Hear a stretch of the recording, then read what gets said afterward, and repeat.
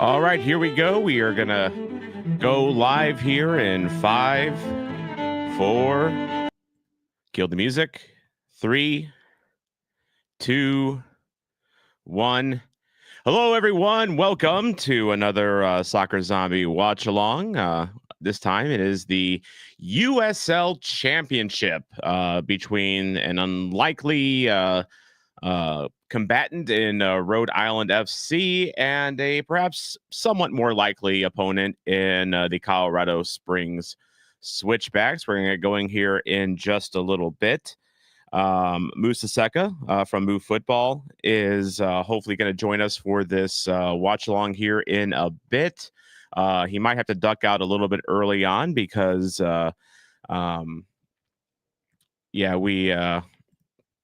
I see him in the backstage. I don't think he's actually on. Oh, there you go. There he is. Musa Seka, how you doing, bud? Oh, just another day in paradise. Life of a soccer dad.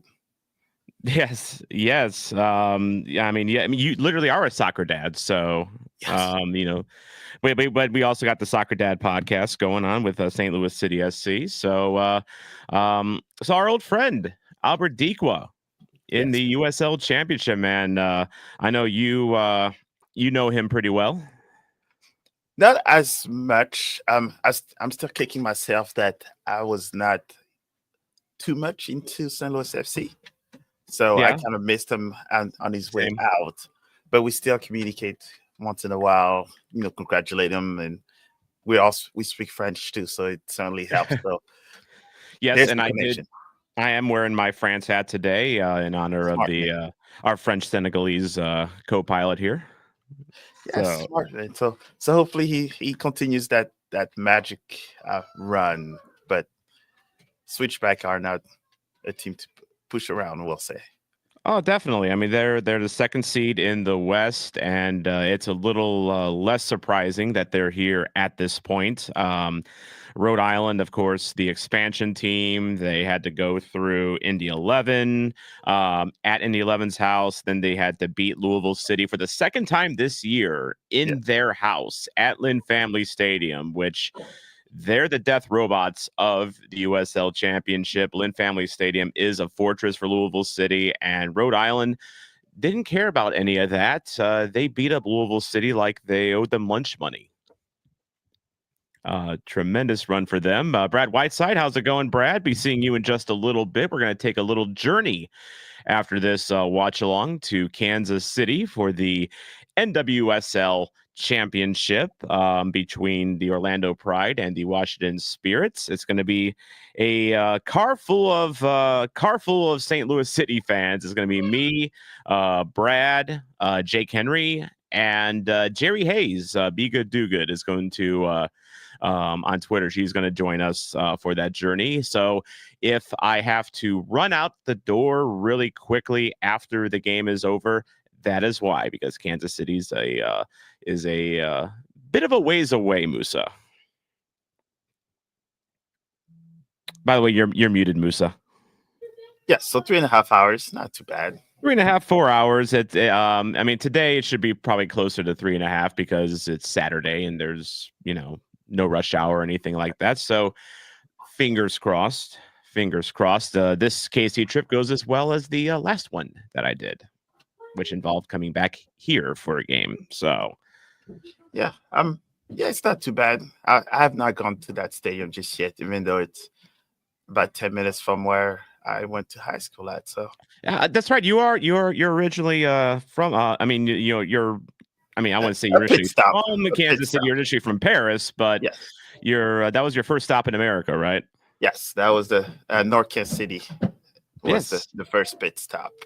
You would have been right by the stadium. Then it's on the north side of downtown, and highly recommended trip. So you pretty much have to go over the bridge to get to that stadium, and then actually it's before the bridge. It is right before the bridge, so it's just north of downtown, but it's on the south bank of the Missouri River. In fact, the bridge is actually kind of in the backdrop of where the stadium faces out towards the river. So the bridge is actually just a little bit to the right, and the stadium's on the south bank. Yeah, they took over. I guess they used to play rugby there, and they took that big land. Yeah, that sounds about right. It was the field. It was and then there's Columbus Park just to the left of it, and the River Market. So it's kind of in that area. That's fine. But it's a really good setup here. So Brad Whiteside is wearing the only purple he has, Louisville City. So, I wasn't a St. Louis FC guy. I went to one game because I only got back to St. Louis like the year before they folded.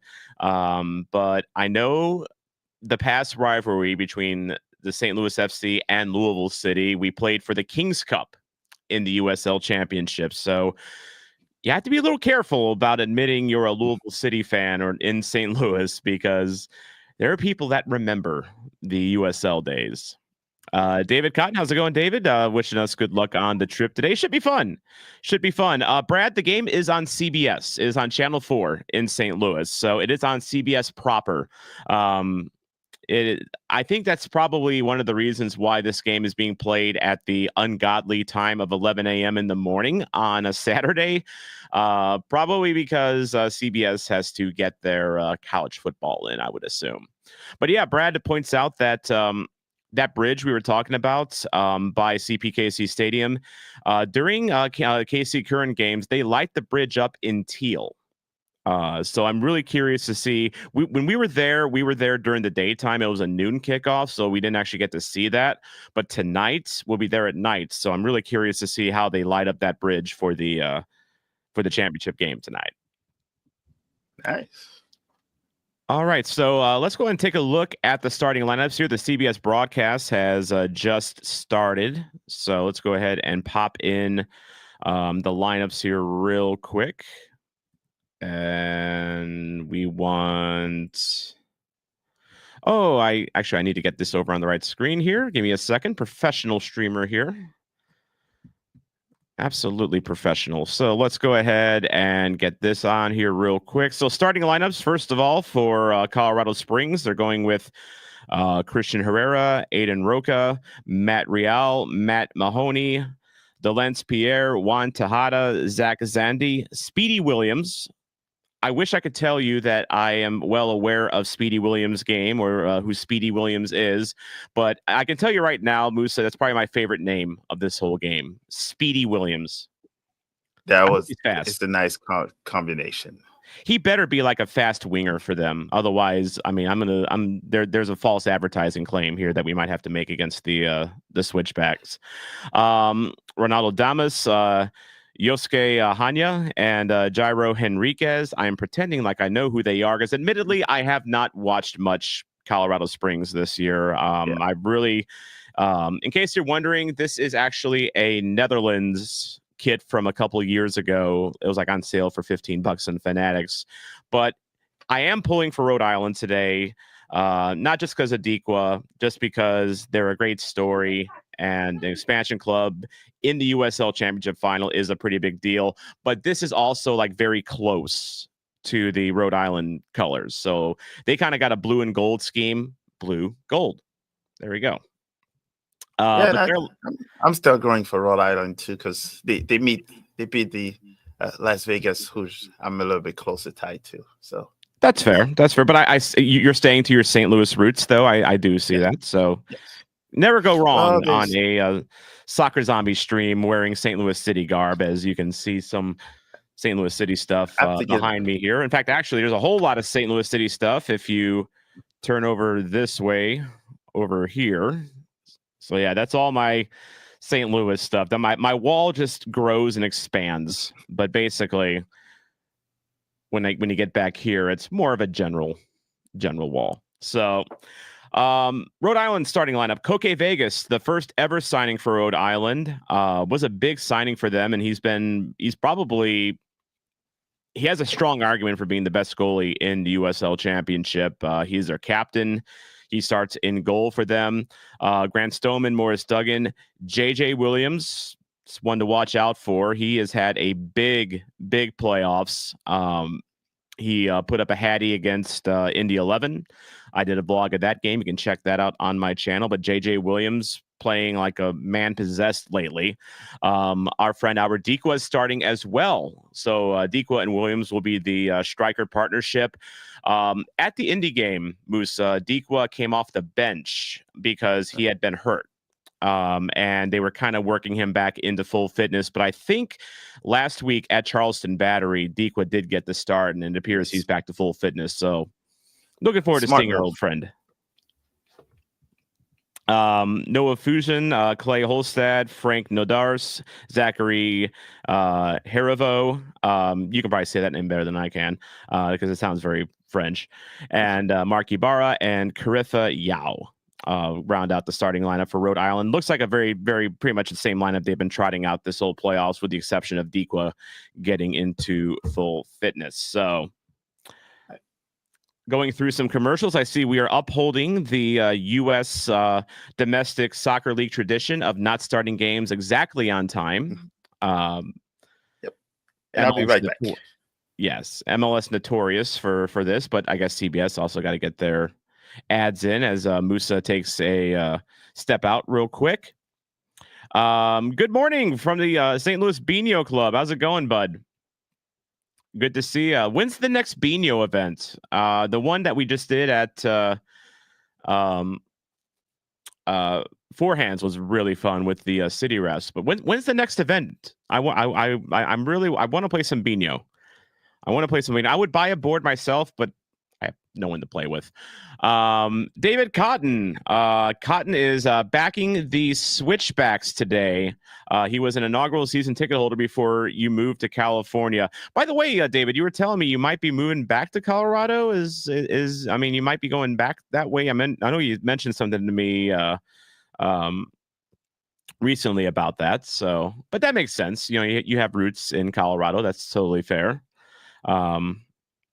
That's why I'm a little sympathetic for the Rowdies, because I was born in Tampa and I lived there for 3 years and have a family down there. So, David's saying it's possible that he. So we'll see.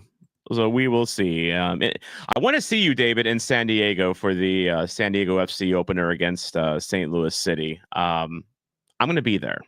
I'm going to find a way to be there, but I will. I'm going to try to be there. Beano Club, it was a blast. Club heading to Phoenix for a national tourney in 2 weeks. Man, we're big time already going to national tournaments, but gonna work on getting an event in before the end of the year. I hope we get something going. Selfishly, I hope it's at Second Shift Brewing, because I can walk there from my current domicile here. So CBS really trying to stuff in all the commercials they can here before the game starts. Man, this is a long commercial break, so I'm just going to take this out until they actually decide to actually get going here. By the way, Brad Whiteside, you're in the chat right now. So Brad is going to be our ride to Kansas City. Oh, it looks like we're coming back from commercial finally. So if I'm a little late, Brad, you can thank the USL Championship and CBS. But I'm going to try to be there at about 1:15 or so. Beano Club, they live right by Second Shift as well. Did an event with them in the summer. Absolutely love the Criders. Yeah, I love that place. We were talking about that with the River City Ramble Boys. We got a couple episodes coming up that we just need to our Mason needs to put together. But we were talking about that when we recorded last weekend. It's a big place, but it feels cozy at the same time. It's kind of hard to explain. But and of course, always got to give Simon the Cat some scritchins. Simon is a fixture at Second Shift, and that cat is so chill, which I guess you have to be a bar cat. But all right, so looks like we are about ready to get rolling here. Musa Seka is back. He took the commercial break off, just like I always probably did. Yes. Yeah. Nice flight. This is a nice stadium Colorado Springs has. It looks like a really nice stadium. Kane, our friend Kane goes to the games. He was there for the semifinal last weekend, and he commented on it. Look at that field. I was just going to ask you if he was at the game. Yeah, he was there last week. I don't know if he's there this week. I can take a look here in just a bit once the game gets rolling here. I would love it if he was there, because then we can get him on the broadcast. But here we go. We are underway. They kind of started kind of rapidly here, so I'm just a couple seconds behind on my timer, but we are underway. Rhode Island, the 5th seed, versus Colorado Springs, the 2nd seed. Here we go.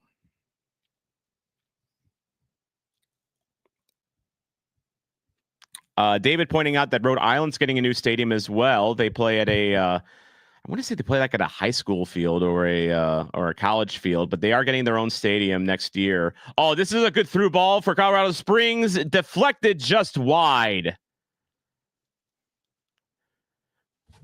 Colorado Springs nearly with a quick strike there, Musa. Yeah, it looks like they're.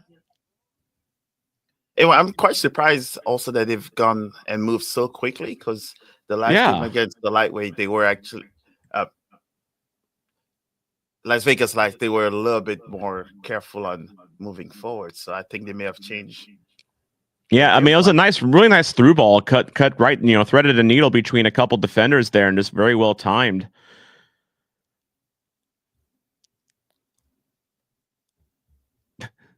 Yeah, I guess the small part is that we don't know them all, so that kind of hurts. Yeah, we're learning as we kind of go along. I mean, I wish I could say that I'm a USL savant and I try to watch as much as I can, but we also have a club of our own in St. Louis that kind of takes up our attention as well. So, but yeah, David Cotton talking about the Rhode Island Stadium. I actually have a standing offer from someone in Rhode Island. If I'm ever up that way, he's got a ticket for me to see them. So I just got to figure out how to get up there.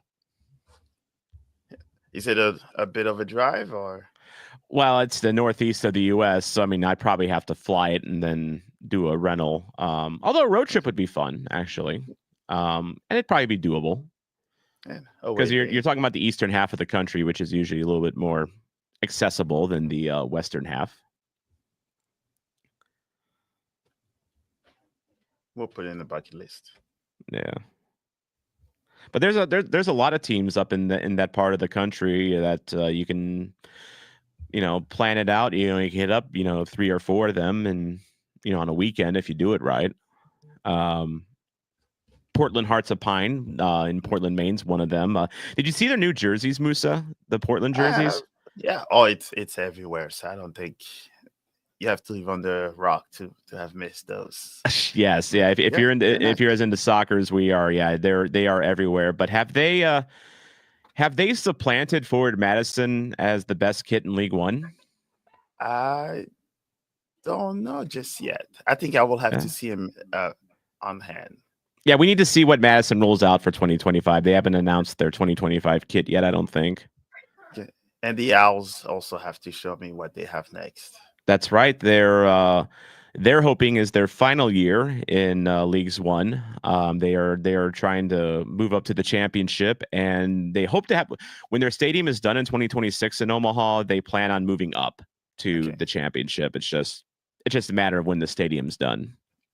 Well, they keep winning, so I think it's time for them to just move up. Yeah, they made it look way too easy in the final. Oh yeah.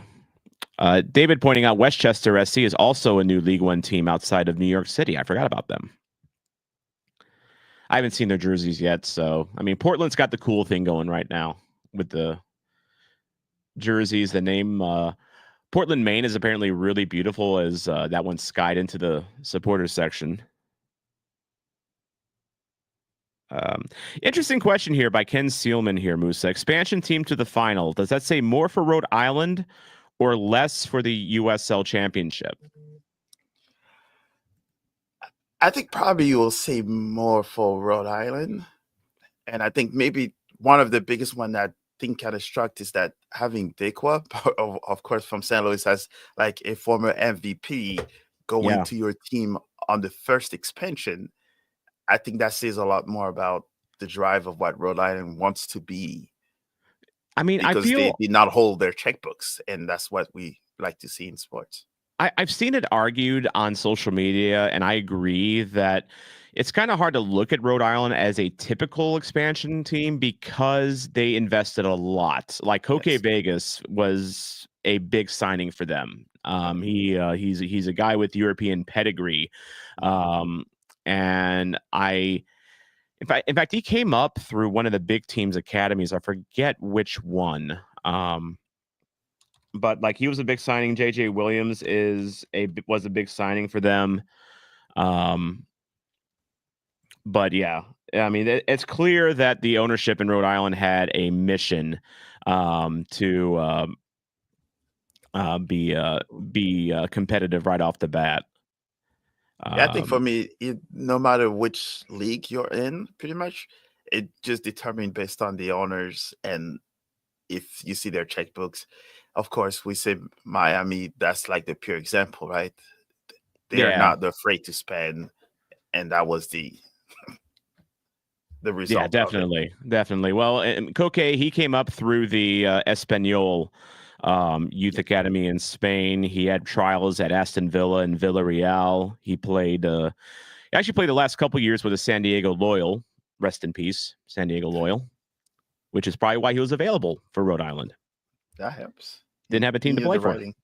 Yeah, but but I will say, and David I'm piggybacking off of David's point here, lower league football in US will be more fluid. I agree. I think there's still a bit of a Wild West kind of a feeling with lower league football in America where I mean, Louisville City on paper should have absolutely been here right now and should have absolutely, waltzed their way to the final, but it's not that cut and dried in lower league football. I mean, there is a lot of randomness we talk a lot about how MLS has, a lot of randomness year in and year out with the teams that are good and teams that are bad. I mean, St. Louis won the Western Conference in 2023. This year we didn't make the playoffs. I think it's just the nature of the beast. Yeah, and Miami spending all that money, win the Shield, and then crash first round. Yeah. Exactly. Rhode Island also has a really good logo too. The anchor logo is really nice. They got really good branding behind them and everything. But by the way, speaking of Inter Miami, Musa, what do you think of the Javier Mascherano appointment? I think they're trying. Yeah. It wouldn't be a first name that I would have picked, but it's still the friends of Messi, I guess we could call it. They're not beating the Inter Messi allegations. That is for sure. I think they're just writing it. So, and it's not like he broke into the Argentina first team coach. No, so he was under 20s, right? Yeah. So it's, I guess, getting a chance, which I kind of like that they're now recycling another coach that they're familiar with. I think it's just a question of seeing what happens. Looks like he'll be coaching everybody else but those three big guys.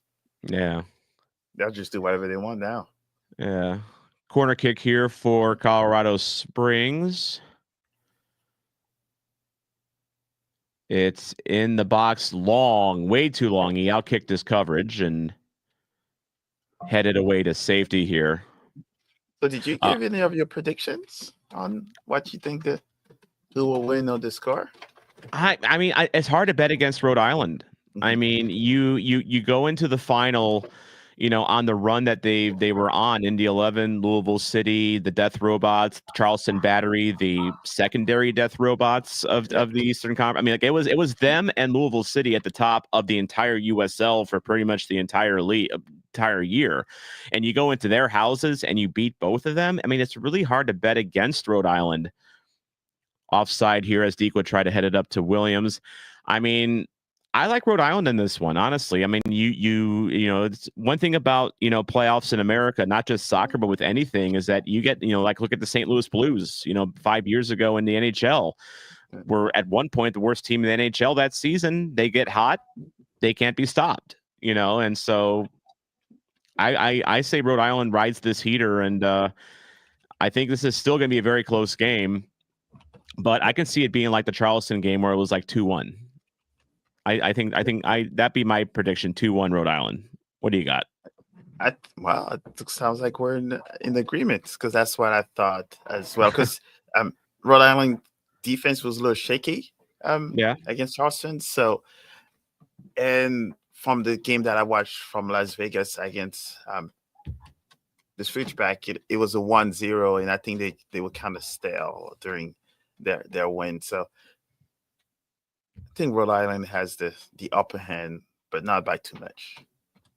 Yeah, it's still going to be very close. I don't expect it to be any different. By the way, David pointing out a decent number of Rhodey fans in the Springs today. They travel. The Rhode Island fans travel really well.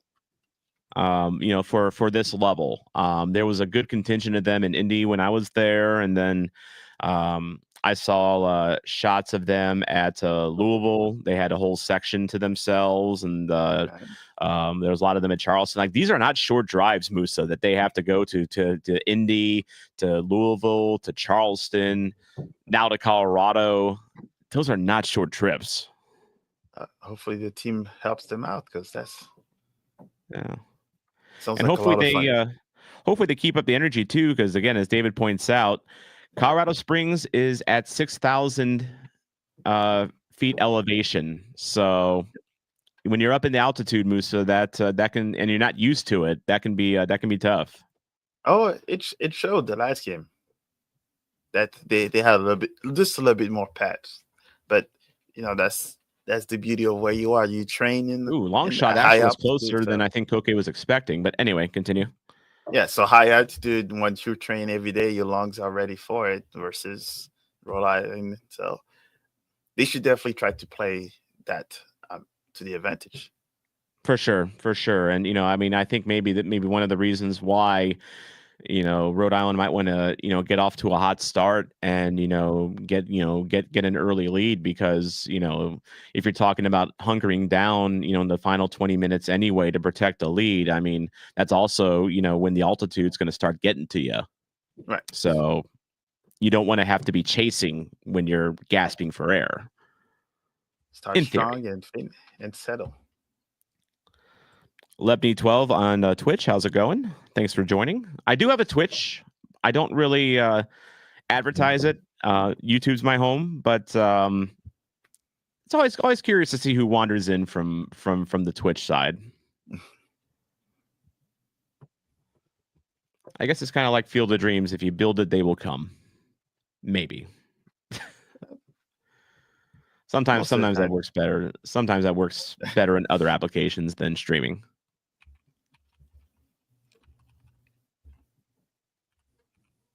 I'm gonna grab something to drink. I'll be right back.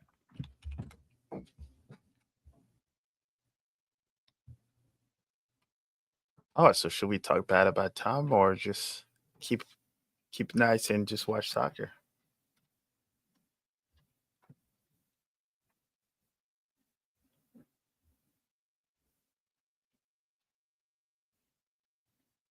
Such a long journey to the kitchen when you live in a small apartment. It'll take me a minute. I tried to get someone to say something bad about Tom, but I guess the chat was not fast enough. Yeah, I heard you were loading it in the chamber there. The chat's very nice apparently there. Yeah, they are. Our chats are generally nice.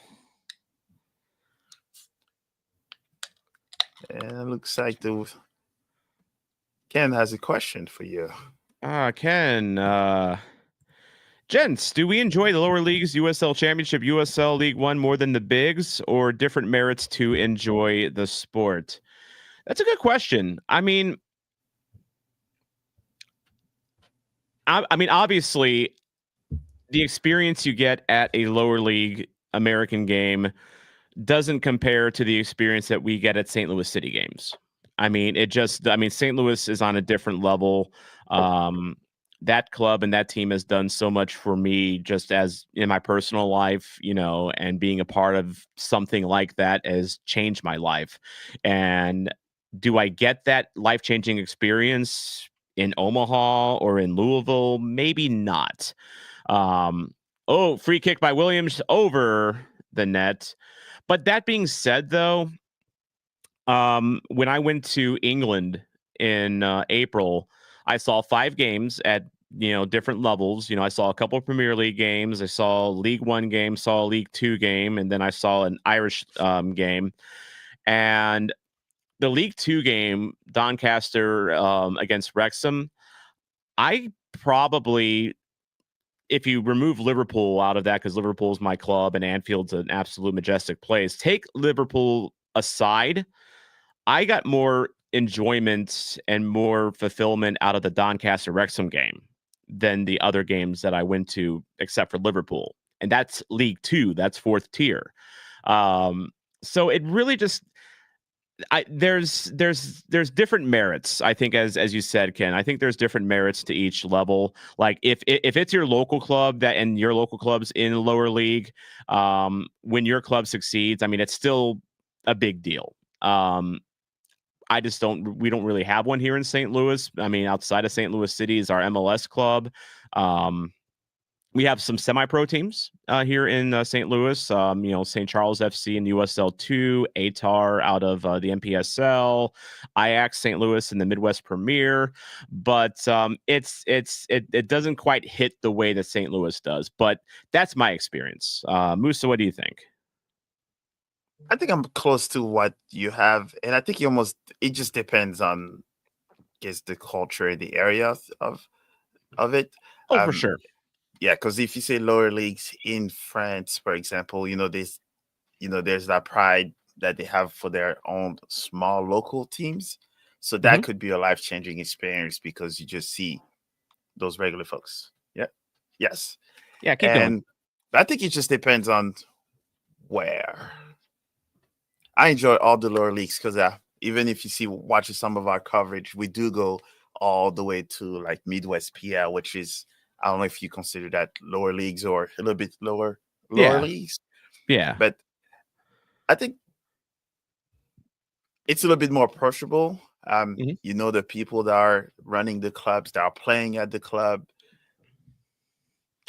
Yeah, and like when I went to the Doncaster game, for instance, the players for Doncaster, they parked in the parking lot and walked to the stadium just like the rest of us, and they were very, they were keen to chat with the fans and vice versa. That's how I met their defender Joseph Oluwu, their Nigerian defender, super nice guy, super friendly, and he had just put Paul Mullen of Wrexham in a bottle, the whole game. Like, he absolutely locked him down. And then afterwards, we're just chatting about, why I made the trek from America to England, and just could not be nicer. But like, and to David's point, yeah, it's a lot easier to meet coaches and even owners. Even if we're Musa, we're big St. Louis City 2 fans, and that's 3rd tier American soccer. Like, I'm starting to get an autograph jersey going here. Nice. And this is all City 2 guys. Do I get this, from the main roster? I mean, I have to kind of, pick and choose my battles there. But like with City 2, they're always signing after games. Musa, you've got an autograph ball going. Yes. And that's probably mostly City 2 guys, right? Yes. So that soccer ball is all City 2. Our good friend Ezra actually went and took that ball and had it signed by everyone. Oh, Ezra Armstrong. Yes. Yes. So I think it's one of those things where, and you also get to see the progression of a lot of those players, that go from lower leagues, I guess CD2 and the Midwest PL. You kind of see their progressions going up. The St. Charles FC, a whole bunch of those college kids or on their way to college. It's one of those things. I think the lower leagues helps more of seeing what's coming up and kind of help build them up versus the pros where they're already established. Yeah. And to answer Ken's question, he was asking, was it at Wrexham or at Doncaster? It was at Doncaster. It was at Doncaster Stadium. Wrexham's a tough ticket to get into their stadium right now, but Doncaster a little easier. And also Doncaster is, you can see my scarf back here. That's my English lower league club, Doncaster. Long story. I don't have one. But Brad, but one reason why I've been doing so many lower league vlogs on this channel is because of things like Brad's saying. Found new respect for lower league, really love USL Championship, USL League One quite a bit now. I think it's just a matter of getting eyes on it. You know, it's overcoming a perception issue, because this time last year, USL Championship, USL League One, the whole pyramid of US lower league soccer was kind of foreign to me. You know, I've only recently started falling in love with the game in the last couple of years. It's been a part of my life all my life, but it took St. Louis City to kind of awaken that a little bit. But with that comes, you know, more exposure to the lower leagues of soccer in America. And case in point, Brad, he's driving us to Kansas City today for the NWSL Championship. Along for the ride is going to be Jake Henry, someone that has had awareness of lower league soccer more than we have, but yet hadn't been able to go to a lot of games. I remember when Jake and I went to Louisville City for the Louisville-Frankfurt game, he fell in love. He fell in love with just the whole lower league vibe. And now, like, he's been with me on a couple trips. He's going to the NWSL Championship with me today. So it's just a matter of getting the awareness and the exposure of it, which, Musa, that's going to come with time, because America, we're playing catch up, you know, about a century's worth of catch up to the Englands and even the Frances. Yeah, and that's what I tell people always, also to kind of slow it down when, you know, there's always that 1-0 Colorado Springs. Ooh, Colorado Springs strikes first. that just got interesting. It did. It looked like he was pretty wide open too. I want to see the replay on that. We were kind of chatting here, but yeah, 1-0 Colorado Springs. They strike first. This is, I think, the first time all playoffs that Rhode Island has trailed, if I'm not mistaken. But let's watch this build up here. So Colorado's building it up in Rhode Island's end. Winger beats his man. Crosses. Okay, that was a nice cross and nice positioning by that striker. He beat the left back just enough, is able to curl it ahead. That's just a really nicely placed cross. Yeah, nice cross, nice timing by that striker. Good goal. That's just a good goal. Coke Egg Vegas couldn't do anything about that. Things just got interesting. It really, really did get interesting. Really did. Ken Steelman says Lansing Common is his Midwest Premier League local. I actually have a Lansing Common jersey, believe it or not. I got it from a Away Days mystery jersey. It was technically damaged, so it was like really cheap, but I didn't see where the damage was. That's the best ones. Yeah, absolutely. But yeah, as he points out with lower leagues, you have the connection with the lower leagues. They appreciate the fans versus just merely tolerating the fans, which honestly, the whole tolerating the fans thing, I don't get that vibe from St. Louis City. Like, you know, like I mean, you know, like for instance, at the futsal tournament that the Santos and the Punks put on, Jose Kojima was there just hanging out with us. He actually gave me some futsal positioning tips, you know, at while we were there, because of course he would. And Jaden Reed was there. He popped his head in towards the end, and like you see a lot of our players that are out and about in the community. Like I know you have a connection with Josh Yarrow.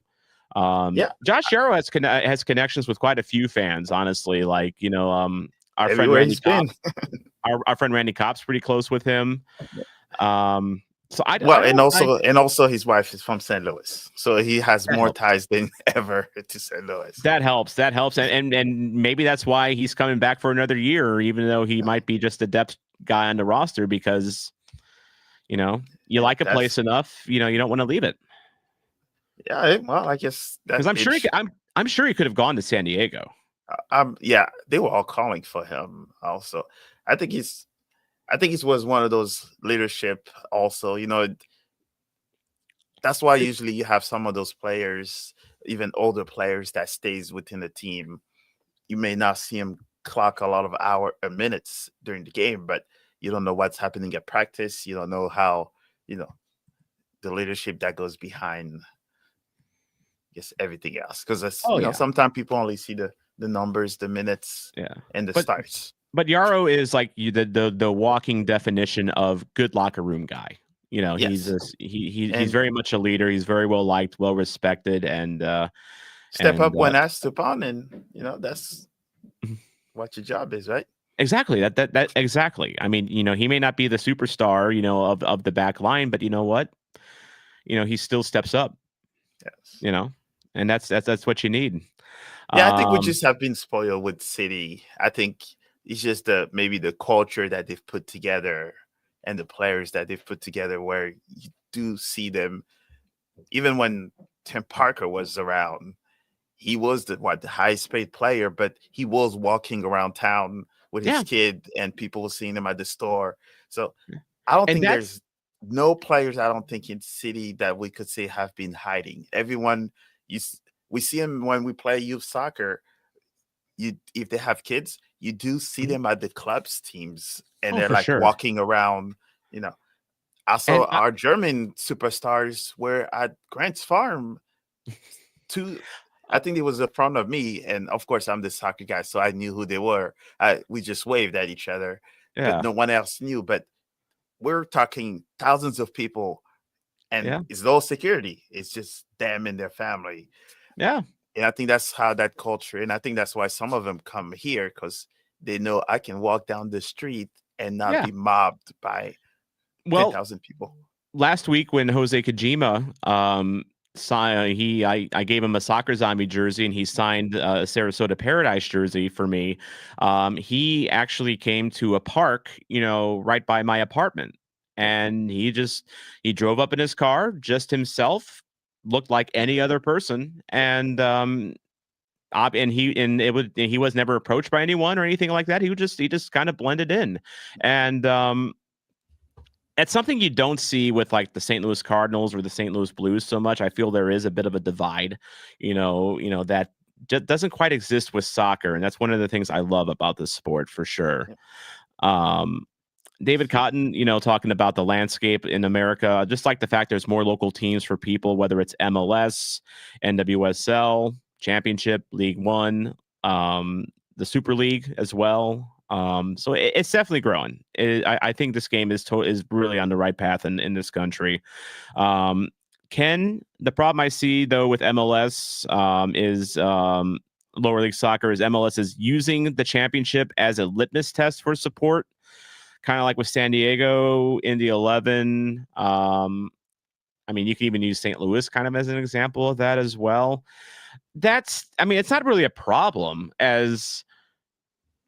Oh, it goes down in the box, no call. I don't think that was enough for a PK.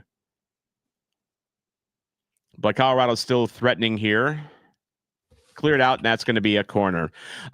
That's not a problem so much. I mean, I think any business in America, or even any soccer club around the world, they obviously have eyes outside of their own league. Like it's called market research.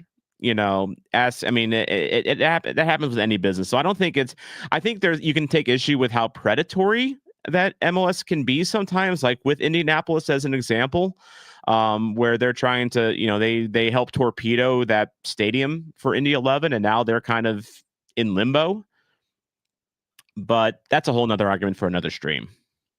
Yeah, I think we still have to always not forget that how American sports are put together versus European sports, where we don't know if without MLS they would have been a league, a Division I soccer, unless someone else would have come up. Versus in Europe is that, those small towns that were like Paris Saint-Germain, my home team, right? Mm-hmm. It was a tiny local club, right?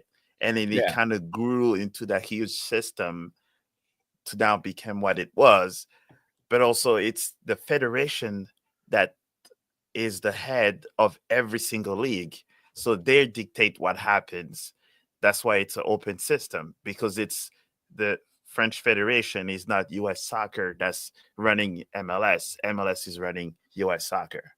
Oh, for sure. That's the biggest problem between the rest of the world is that, you know, federation should be the one that says, this is what you do, this is how you do it, this is who comes in and out. But they're a non-profit. MLS is for profit. Gotcha. Yes. That makes sense. So that's why, you know, the US, as long as they will be stuck where they are now, because everybody's doing what they want. Right. I mean, and it's like, and I don't think even America's exclusive, you know, in that mentality. I mean, look at what, you know, the Saudi Arabia League is doing right now. I mean, they obviously, you know, they're you could say what they're doing is predatory, quote unquote, but like they want to build their league, you know, and so that's how they're doing it. By the way, David says, Musa, good to meet you. Hope to see you more in the future or in a future visit to St. Louis. David's a bit of a wandering groundhopper here. He was actually here for the San Jose game back in July. So we'll have to make it happen. As Tom knows, I'm always at City Park if there's a ball being kicked. Yep, same. I try to be there. That place, I call that my sanctuary, because that is where I found personal salvation, is City Park.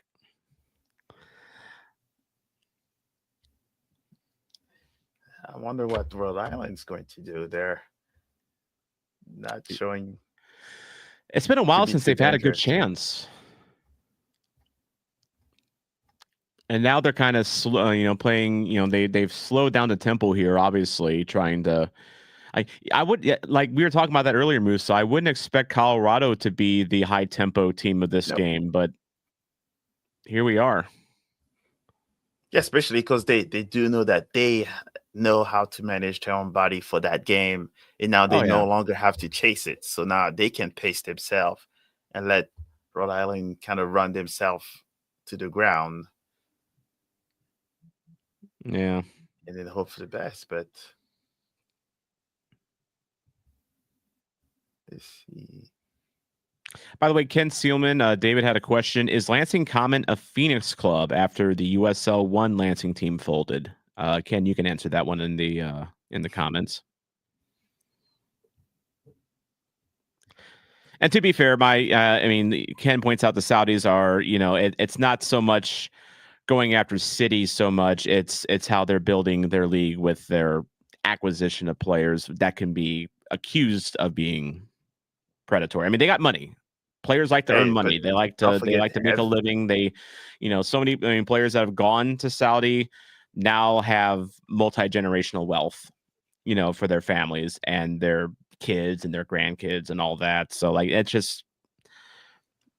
But let's not forget, every league has done it. Even if people might not think about it, EPL has also done it by they inflated the price of players tenfold for the rest of the other countries to not be able to afford them. Well, I mean, remember the China League a few years ago. Yep, there you go. Back and in the 2010s. India has done it too. and that failed spectacularly because now who's worried about the China League? Yeah. And I think for them, they also threw a lot of money, but it was not as well put together. No. And yes, they just and the Saudis probably learned from the World China's Cup failures in that regard. And they own most of European teams too, so they kind of know what they're actually doing. I mean, it's just the fans will come. I mean, I think they found out that any countries now that wants to build their league or wants to make it known, almost a bicycle kick. They have to buy players. That's the names is on the only thing that people will have people watch is because of what's on the back of that jersey, aka MLS Messi. Yeah. So for you know, it's the nature of the game now. Saudi League, it's Ronaldo, Conte, Benzema, you know, all the all those. So it makes sense. By the way, Brad points out that Second Shift just relaunched one of their Busy Bees lemon lime sodas with Josh Yarrow. Did you see that, Musa? Oh yes. The cases will be playing once it's made available. Very nice. Very nice. Yes. I'll definitely get some. Well, it's non-alcoholic, so it's a good start. Yeah. So it's always good. I mean, Jake Henry, he was recently at the St. Louis party at second shift, and he's not of drinking age yet, so he appreciated having non-alcoholic beverages. Yeah, no, it's for everybody, kids included. Yes, absolutely. Let's take a look. By the way, speaking of Josh Yarrow, this kit, man, I got mine in this week. This is your Alvin, your kit. I'll get that out there. I'm not spitting. But the cool thing about this kit is that proceeds go to benefit the Josh Yarrow Foundation.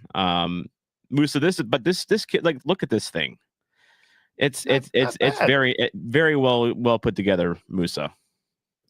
Yeah, and I think and have a great team from Alvin Yard too. You just tell them what you have in mind and the main colors, and as you know, work with them to come up with it. So it has a little bit of French connections on the design of it, but the colors are from Senegal, and the teeth are from lion, which both countries have it, Senegal and Ghana. Yeah. And the baobab tree, which people might not know, is one of the oldest trees in the world, but they're all in Africa, and they actually don't need as much water. Mm-hmm. And I think they also say that it's part of those it's the old man mentality, so they never forget things. Yeah, and the baobab tree, like when you think of, like, those very uniquely shaped trees in Africa, that's the baobab tree. Like you can see them back here. You don't find those trees anywhere else. That is definitely true. But yeah, really nice kit. So all profit goes to the Josh Yarrow Foundation. So build school, get them soccer gear, clothes. So we as St. Louis do good things. I was meaning to ask you, Musa, since you're Senegalese. Yes. Is Ghana your biggest rival in Senegal, or who are you beefing with? I will soccer wise, I'll probably say Cameroon is. Cameroon, okay. Yes, because the reason is in what France, I guess Africa is divided. Is there's the French side of things, and then there's the British side of things, and then there's the Spanish side, and Senegal is more of the French West Coast side, and Cameroon is also the French. So that's where it's more of those rival is more within, I guess, who conquered them. So Ghana is more of like the English side of things. So they will have more of like Nigeria as their biggest rivals. Gotcha. It just depends on East West. In South Africa, I think since they're so big, they're pretty much everybody's rival because they're that good. So I guess in that same vein, like, would you consider like Ivory Coast to be a rival since they're yes. French? There'll be a big one too. Yes. Gotcha. So that's how they divided the continent. I was always curious about like who's the big rival, because like in the U.S. obviously it's Mexico. We hate each other. Like we do not get along. Like, so I'm just curious. Like, yeah, but those African countries is not to that level. Yes. But also for most of those African countries though, it's not just one. They go also based on like the biggest names. So it's like it's Senegal, Egypt, Cameroon, Algeria, Morocco, and South Africa. Okay. And then you sprinkle just a little bit of those other teams that are not as good, but getting close to it. But these 6 countries have like the biggest names, the Mo Salah, Salah in those teams. Gotcha. That's why. Gotcha. So basically, don't count on a big rivalry between like Senegal and Equatorial Guinea. Is that's for sure? During AFCON, anything is possible. Well, that's literally the case. I mean, Ghana's not even going to be in AFCON because they completely face planted during qualification. Like, man, it's embarrassing. Dark times for Ghana. Yes. Maybe Josh needs to go and play defense for him. I literally just thought that. Maybe Josh can go and save them. Question. Ken asked earlier about attendance estimates for USL. I mean, I don't see any empty seats in Colorado. I mean, this feels like a sellout, as David points out, or pretty close. Probably about Those tickets were expensive. Yeah, 75. Yeah, they were very pricey. They were very, very pricey. About 7,500, 8,000. That sounds about right. I'm not sure what the capacity is there, but looks like a really fun place to catch a game, though. Looks like a really nice stadium. And yes, AFCON will be played in. Yes, so they play in the winter where everybody screams out. So yes, January 2025. So that's coming up in a few months. Yes, and I will be covering that. And I'll be watching every game I can because AFCON, as I learned in the last AFCON, absolutely lit. Like, you're right. Anything can happen. Yep. And then you go see a right back of a German third division. And I say right back of a German third division being the Golden Boot. Because he was playing. You're talking about the Cape Verde guy, right? Yes. Yeah. Like, what other tournament can you say your right back from the third division just beat? Yeah. Salah, Sané, all of those European top players to the Golden Boot. I mean, or you know what other tournament can you see a country that is literally in a civil war in Sudan actually make AFCON? Yes, there's none. I think they were in the same group as Ghana. I think that I mean they were one of the clubs that Ghana. Yeah, I'm not thinking of the groups right now, but like AFCON, anything can happen. I know Guinea made a run in the last AFCON and they were eliminated. One of the many Guineas. I mean, we're talking original Guinea, not Equatorial Guinea. Yes, they're or French. That's why. Just watch them. Yes, just seriously, like you don't have to even back a club. Just watch, and it's just pure fun and chaos in the best way possible. Shot blocked, shot in the net. Oh, wow. I thought that was going over. What a goal. Man. And a great second effort, too. Man, Colorado making the most out of what chances they have. And, man, they're celebrating right in front of the Rhode Island fans. I'm sure they know what they're doing. What is going on?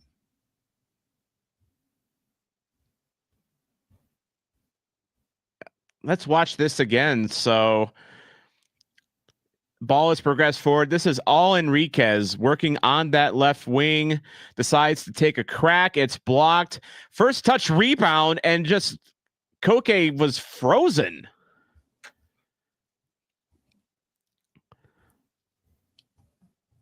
All right. So do we need to change our predictions? And look at how tight of a window he had to shoot that. Yeah, that's when you have the confidence is way up there. Oh, for sure. Because I mean, how many times, Musa, have you seen shots like that just get golfed into like the 7th row? I mean, and that was on a volley too. So like, you know, when it initially went off his foot, I'm thinking, well, that one's going into the 7th row, and he just had enough, I guess, a downward spin on it just to tuck it in the corner. Like, Musa, that's probably why Koke had the same thought that the ball was going out. That's probably why he froze. I think so. Oh, Ken asked you a question. Comments on Roger Milla? One of the greatest ever? Yeah. Yes. And I guess also the best dancer. If you guys watch the Roger Milla dance, yes. He's the one that will run to the corner post and kind of do a little bit of samba-like dance. A little bit of a samba? Yes. Okay. But yes, wait, I can't do the Trump dance because that got Pulisic in trouble this week. Yeah, we're not going to talk about that. Yeah, we'll stay away from it. But yes, I know, but I know what dance you're talking about. Trump doesn't get the hips involved like Milla does. But on that one part, though, some people got mad. I think it's almost just an older gentleman dance because my father-in-law also does it. But I think his is more like the hands going forward like this. Yeah.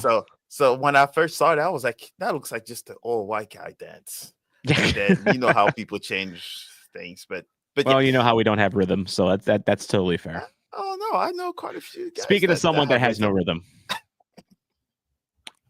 like no one will ever pay to watch one of my dancing videos. Hey, like that's doing this. That's rhythm. Come on, yeah, barely. El Dude Brothers from the UK, how's it going? Welcome. Nice to have a game over here that is actually early enough for someone in the UK to watch, because it's dinner time over there. Usually we're getting up at the crack of dawn over here to watch your games. So we are in stoppage time now. Hey, I was up. Got 6 minutes of stoppage.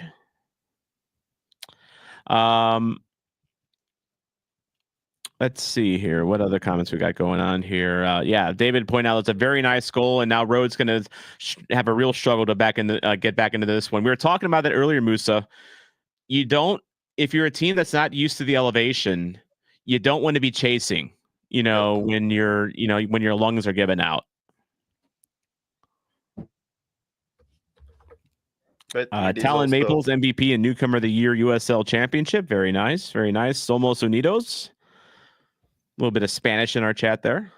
But we also have to remember, though, that still 2-0 with so much time left is one of the biggest.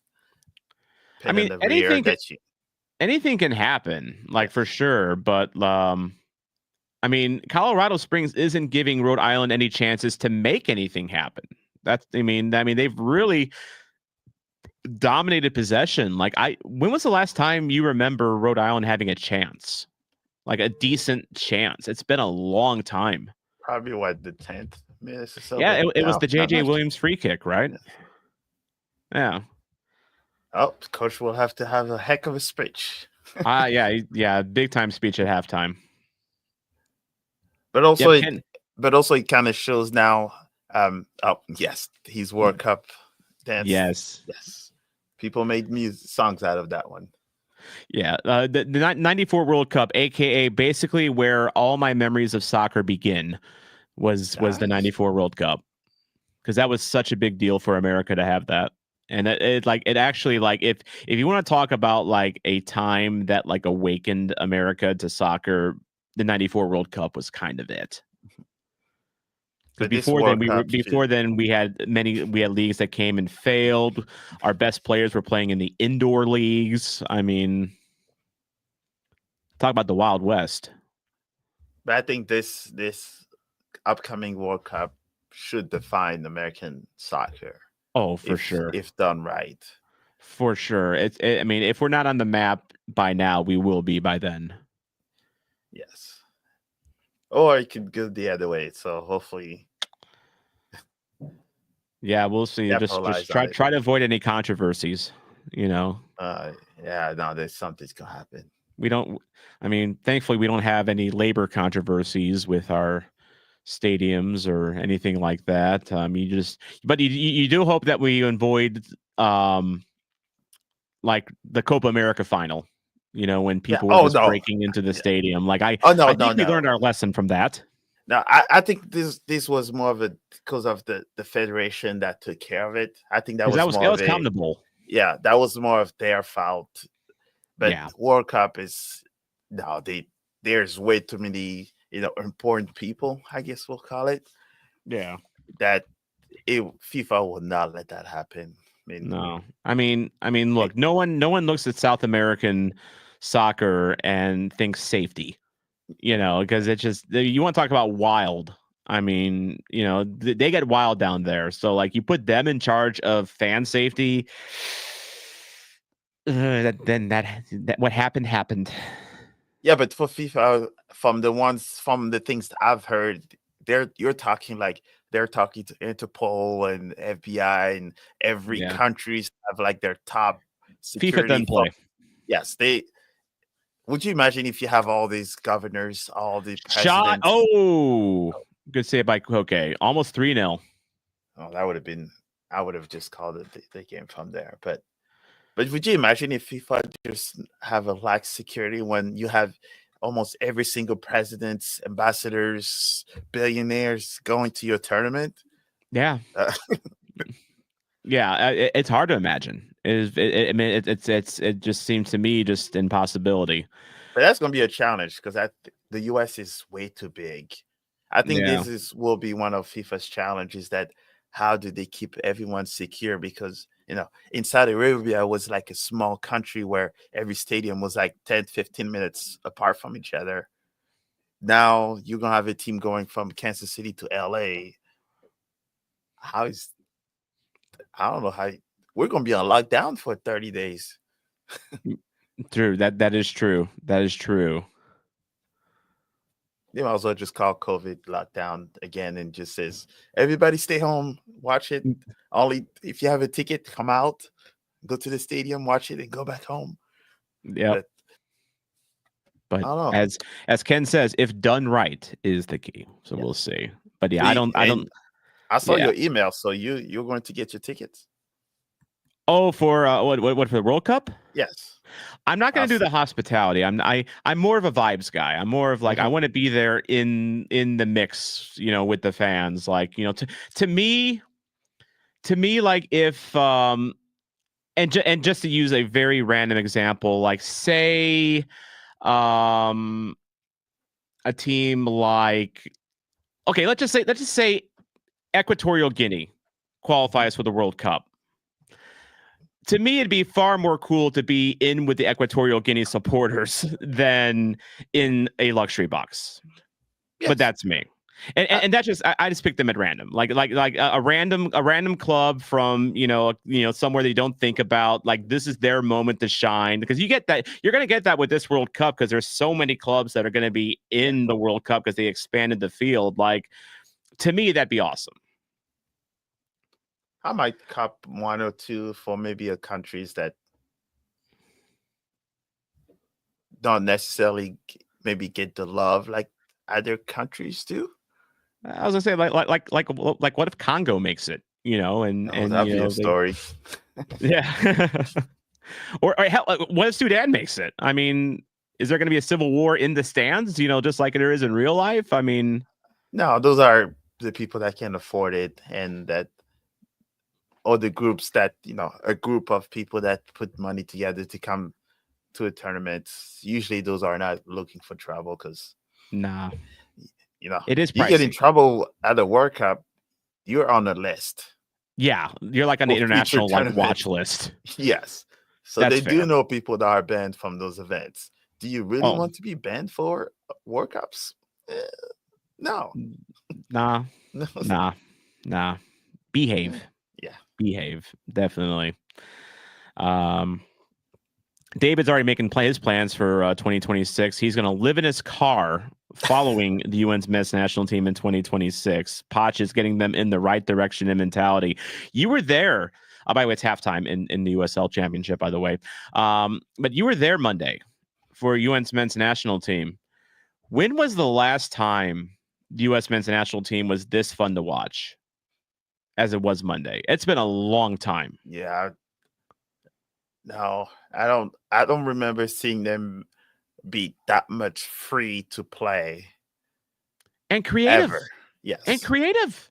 Like when you think U.S., development in U.S. soccer, we've historically in this country developed based on high cardio, high work rate, maybe, but not so much on technical skills, and fun, we're work hard, try hard type of football, not beautiful football. What I saw Monday was the beautiful game. You had intelligent off the ball moving, you had creative balls into the box. Yeah, I mean, there were times where, especially in the second half, like we were just, it looked like an and one mixtape out there with some of our attackers, trying to, score these wild goals. And it's just, I just can't remember a time when this team was this fun. Yeah, because it's a mentality, because he's Argentine, so he does like to see more of a ball flowing. Then you have like the Pulisic, Musa, and Follin, they all played in Italy, so they have flow flowing. Weah. Yes, and they all have played with other guys that are that much flow fluid that forces them to play like it. So it's almost like that combination of, he's been in Europe, he's coached European players, he's coached some of the best biggest name in the world. And now it's just question of, hey, here's a little bit more freedom versus someone that's so technical that says, hey, you're a right back, so this is your box. You're a forward, this is all you do. From the side we were, you could see them. They were doing dribbling. They were, smiling. Yeah, they were having fun. Like they were having fun. Yeah. Which is what it takes to score. I mean, can't complain. Can't complain. And also shout out to the left side of our defense that game. I thought Robinson had a really good game at left back. Our St. Louis boy, Tim Ream, was at the tender young age of 36, chasing down deep balls and playing like he was in his 20s. Like, it was so good to see. It was fun. Yep. And finally seeing a stadium that was full for a U.S. national game. Yeah. Maybe a little biased, but and Ken kind of shows off one of the experiences I would love to experience, like at the World Cup in 2006. He saw Togo versus South Korea. Very cool vibe as a white guy. Everyone was there for football. No animosity, no hate. Togo versus South Korea. What was the final score of that one? I assume South Korea won that one. Although I'm unfamiliar with Togo's game. Well, you will be very soon because did they make AFCON? Cincinnati. Hey, that's right. The big signing, the $16 million signing. Yeah. But I think if any of you happens to go watch a game that's, not one that you follow, you want to watch like African countries and then you go with those fans, or you go Caribbeans with those fans. I think when is it last year when they came, when it was Jamaica against St. Kitts? Yeah, I believe. It was Jamaica and Trinidad. Yeah, was the first game. Yes, Jamaica. So we sat with them, and my wife was with me too. So she heard, both of them just talking with their vibes and their accent. And my wife was like, "I don't care who else from the Caribbean is playing at City Park. I want to sit with them." Yeah, because the whole game was fun, joking. They were all, and then exchanging numbers afterward because they had that much fun for 90 minutes. And that's love. Nothing but pure joy. That's love. And that's something you can only get with this game. Yes. I am convinced, because I've never felt that way about any other sport. I mean, I don't watch that many sports, but yeah. Soccer is the well, that's fair. But yeah, soccer is a great uniter. By the way, Togo, just in case you're wondering, they will not be in AFCON. They got beat out by Algeria and Equatorial Guinea. Which makes sense. That kind of makes sense, honestly. That group kind of fell the way. Liberia. That's a little disappointing. George Weah is not going to walk through that door anytime soon. So, he plays for fun. Yeah, although he's isn't he like the I know he's in politics in Liberia. Isn't he their president or? Yeah, he was a former president. Yeah. Nice. So let's see if there's any other weird outliers here. Comoros won their group. Where even is Comoros? I've heard of them. It's a small island. Oh, okay. So they're like Cape Verde. They're a small island. Yes. Okay. Comoros winning their group over Tunisia, Gambia, and I think outside of Tunisia, there was no one that was like jumps out at me, but Tunisia should have probably won that group. Yeah, I would have guessed before Tunisia and Gambia, but probably if you were to pick, yeah. Group B, Morocco running away with that to the shock of absolutely no one. Nobody. Gabon, that one's no surprise either. Lesotho making AFCON would have been a story in of itself. That landlocked country. Egypt. Cape Verde's not going to be in this time. They got grouped by Botswana. So Egypt, Botswana. I would have thought Mauritania and Egypt would have made it through, but fair. No. Kind of a surprise. Group D, Nigeria and Benin getting in over Rwanda and Libya. Any surprises there? No. That makes sense. Group E, we just talked about them. Group F, this was a surprise for me. Ghana getting, not just not getting into AFCON, but like they finished behind Niger, which is and didn't even win the game. No, they didn't win. And I think, if I'm not mistaken, they lost 2-1 to Niger. And Niger, if you're unfamiliar with Africa, like it's completely landlocked. There's and it's like 90% desert. Yep. It is not a happy place to be. No, it's all war. And and as you said, there's always beef going on, but yet they finish ahead of Ghana, and almost ahead of another country at war, Sudan. And at least they won 2 games. Yeah. That's how wild AFCON. I'm telling you guys, watch AFCON. It is absolutely just absolutely cracked. And just watch the one you're about to mention. Zambia, Ivory Coast. I would have thought Ivory Coast would have run away with that one. Mm-hmm. Sierra Leone not making it. Is that a surprise, or do you think Zambia should have finished ahead of them? Zambia should have. I think should have been. Well, I guess if they're according to ranking, it should have been Ivory Coast and then Zambia. Sierra Leone or Chad have not done much. Okay, so that's no surprise. No. Congo, Tanzania getting in over Guinea, which Guinea not getting in is a surprise to me at least. Ethiopia not a surprise. Bad. They were there the last 2 AFCON, so it wasn't. Yeah, they can take a year off. Mali, Mozambique getting in over another Guinea-Bissau, and Eswatini. Yeah, I think that's the one that's a little bit surprising. Guinea-Bissau probably should have made it over Mozambique or Mozambique, but yes, Mali, it's normal. Of course, in typical AFCON fashion, watch it be like Mozambique and Sudan for the AFCON title. That could happen. I mean, you laugh, but that could happen. Yes. Cameroon and Zimbabwe over Kenya and Namibia. Any surprises there? No surprises. Nah, I didn't think so. South Africa and Uganda over, I should say non-democratic Republic of Congo and South Sudan. I have to be careful. No surprise there? I think Congo probably versus Uganda, but just watching how Uganda just won 4 out of their 5 games. Yeah, and Uganda beat them 1-0 outright. I mean, losing 3-2 to South Sudan, that's tough. South Sudan, just sport-wise, South Sudan are making crazy strides, even in basketball too. I'm not surprised that I guess those 2 countries are making names in sports in general. Sure. And then finally, Group L, Senegal. No surprises there. They clean house except for 1 draw. Who'd you guys draw? Is it? Do you remember? You had 5 wins and a draw.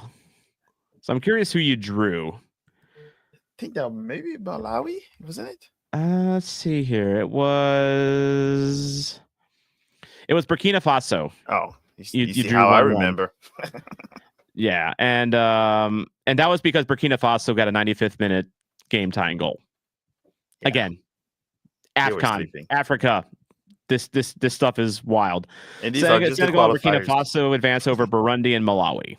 Yeah. So I don't think that's anything too surprising there. Yeah. But everything gets thrown in a blender by the time AFCON gets around, because just because Morocco and Senegal ran away with their groups, don't just think that they'll be in the final automatically. And David's right. That is not a guarantee. David got a few comments. Yeah, a few comments. Ken pointing out that Emmanuel Adebayor played for Togo. Yes, Adebayor, wasn't he a bit Arsenal? Arsenal, and is he a bit of a character? Yes. Yeah. And these days he does a lot of social media dancing and all that. Yes. I remember that. Ken Sealman, I had a lot of white guy dancing going on with Togo fans in the Fan Fest area. Loved it. Hopefully you learned some rhythm. I need to learn some rhythm. Maybe I should go to World Cup so I can get some rhythm. You will. David's shocked that Ghana was grouped. I mean, the whole world. The whole world coach, is. Yes. The coach got grilled during those interviews. The coach shouldn't have a job after that. But yeah, not good. And then David pointed out Morocco should be a good host. 2030 World Cup should be pretty easy apart from South American games. Oh, I'm going to that one in Morocco, no matter what. Nice. Well, I mean, just across the Mediterranean from your home country, so France. I will be there. Yeah, Morocco is a nice place to be. I would love to see Morocco make another deep run like they did in 2022. That was fun. I packed. In fact, I'll show you. So the St. Louligans podcast, they did a game where you pick a player from a pack of Panini sticker cards and you follow them in the World Cup. And you'll remember, Musa, Sofiane Boufal. Yep. Who I picked. And was a fun follow. I mean, he didn't have a great tournament, but his team did. And he started every game for them. It takes every players. Yeah. By the way, I see. I noticed Boufal. He actually recently he was playing in Saudi, and then he I think he got cut because his club signed someone bigger, and I guess. Ouch. Yeah. So I think he's back in. He's back somewhere in Europe. I remember I was watching a random game on. During a weekday, and I saw that he was back with kind of a club that I wasn't expecting.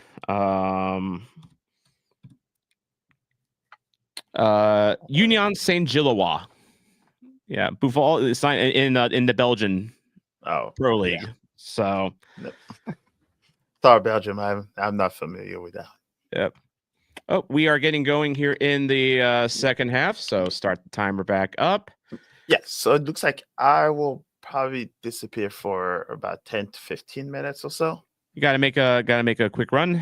Yes, and a lot shorter than what I expected. So this is a good start. That is good. That is good. So yeah, we'll see you just in a little bit. Yes, we'll see you guys later. All right, see you, Musa. All right, Musa Seka. Hopefully, we'll be back in just a little bit. When the wife tells you to do things, you tend to do them. I would know because I do not have a wife. But anyway, 2-0 Colorado Springs heading into the second half. Anyone think that Rhode Island's going to be coming back? By the way, Brad Whiteside points out my Louisville City stickers. So when I was at the Louisville Frankfurt game, I bought a Louisville jersey, which I have to be very careful about wearing in St. Louis. But when I bought the jersey, they gave me a bunch of stickers. I have a new laptop that I have one of these on. I have one on my bougie mug above the Frankfurt Carolina Supporters Group one, just because that's the link there. But yeah, I got Louisville City on the mug. They gave me a bunch of these, so it's like I was raised to not waste. So it's like, yeah, I'm having to figure out what to do with all these stickers, and putting them on laptop covers is one solution. Yeah, Ken, I'm with you. I have absolutely no rhythm myself. Terrible. By the way, shout out to any Tottenham Hotspur fans in the chat. They're beating City 2-0. I'll never like Manchester City, but because I'm a Liverpool fan, I'll never hate City more than I hate Man United. One of the 5 games I went to in April, Ken, we were talking about that earlier. The third game was Man City versus Aston Villa at the Etihad. And is the Etihad a great place to watch soccer? I mean, the stadium's very nice. Don't get me wrong. The stadium's very nice. It was the most American of the 5 places I went to in terms of vibes. And if that sounds like a bit of a slight, it is, but it wasn't bad. I still had fun. Fans were into the game. You know, and it was, I mean, Phil Foden had a hat trick, so like it was an absolutely fun game to watch just as a neutral. But I kind of see what people are saying about the Etihad, but and Man City fans, but I think it's a little overblown, just a little overblown. But it's English footy. I mean, it's not. Are you really surprised that things are embellished a little bit among England football fans? I'm not. I'm not. No offense to any fans from the UK that are in the chat right now, by the way. It's the passion coming out. I need to actually step away for just a second. Me and Musa had so much fun chatting that I needed to step away to take care of something real quick, but I will be right back in just like about a minute or two. So I'll just keep the screen going. That's how quickly I'll be back.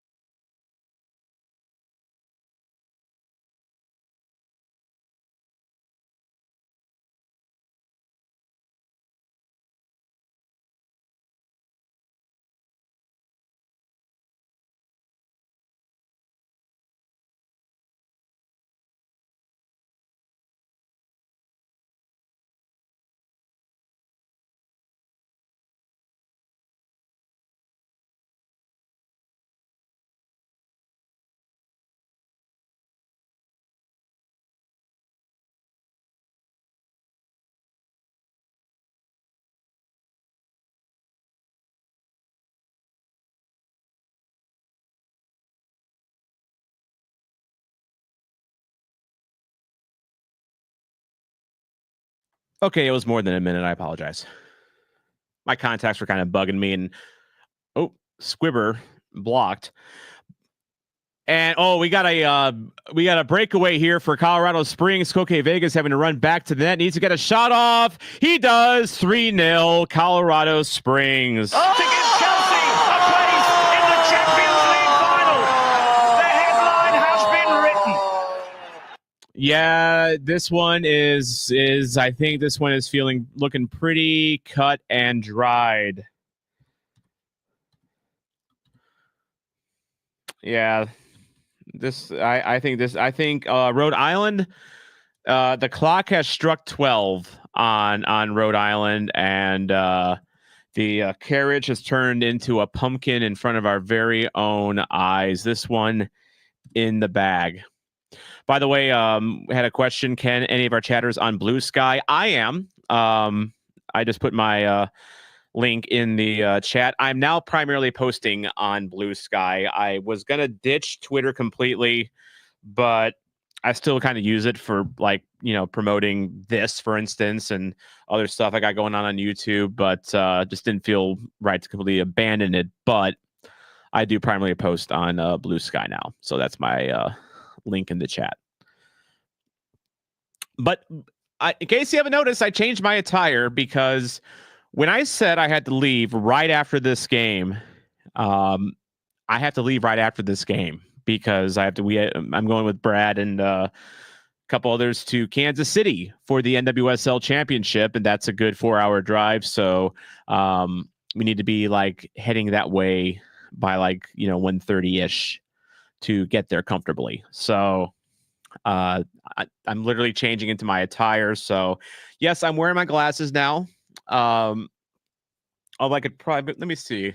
No, I was wearing contacts. I usually wear contacts for these because the glasses have a bit of a glare to them, but they were kind of bugging me. So David asking if I got credentials. No, I did not. They turned me down for those, but tickets actually came crashing back to earth. So I did a League One Championship watch along this past Sunday, and at the time I did that, tickets were like $300 because I think they released some to the Washington fans because they played on Saturday and then Orlando played on Sunday. But then when Orlando won Sunday, I think they released more tickets. And now if you can get tickets for $35, to go to the NWSL Championship. In fact, that might even be a little less here. Let me check the SeatGeek here real quick. Yeah, actually, yeah, $34 is now the cheapest tickets for, including fees, to go to the NWSL Championship today. So tickets became reasonable, and we found some carpool buddies. So, yeah, obviously David's supporting Colorado, happy about the results so far, but for Rhody and their fans, big respect. Oh, for sure. And and as you pointed out earlier, there's a lot of Rhody fans that are in the crowd tonight, which is, or today rather, not tonight, today. It's very respectable. Very, very respectable. But yeah, this game is in the bag. I will just warn you. So the game is in the 56th minute. If this is still, there's a chance I cut out of the stream early just because I want to make sure I get to Brad's and then we get to Kansas City. I'll do a vlog on the championship game, by the way. I'm going to do a video on that. But just to make sure I get there on time. So if this is still a blowout, I might duck out early, just heads up. But we'll see. We'll see. This one's probably not going to PKs, and I mean, unless something happens, I don't see a lot of stoppage time. So we'll see. Plus, hopefully Musa comes back.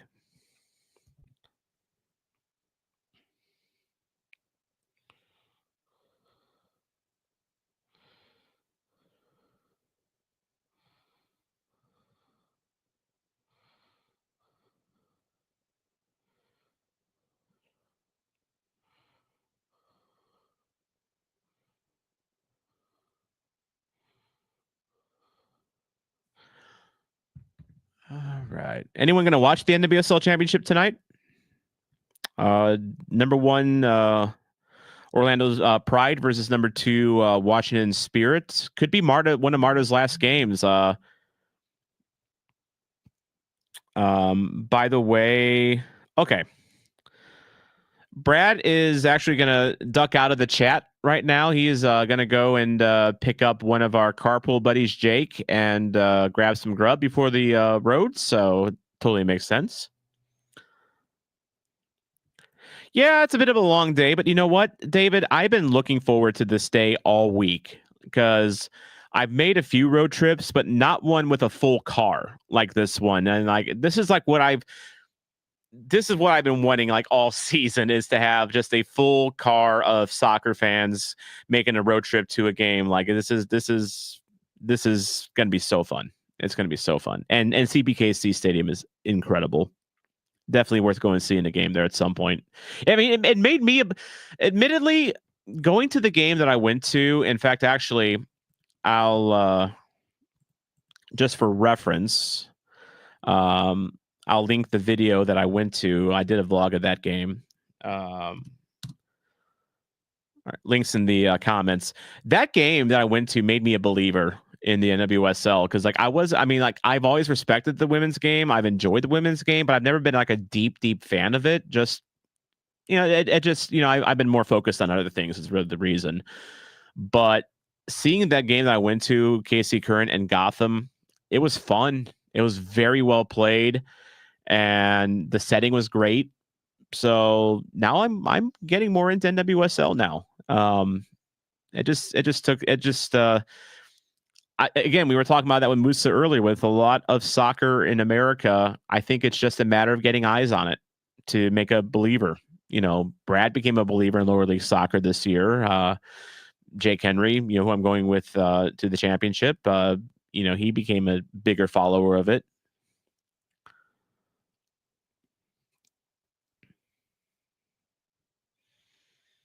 So, Ryan Fraley, how's it going? I see you in the chat. What's up, man? And I appreciate the understanding on that, because USL, they followed the MLS tradition of not starting a game exactly on time. So this was going to be a very tight window to fit this one in anyway. So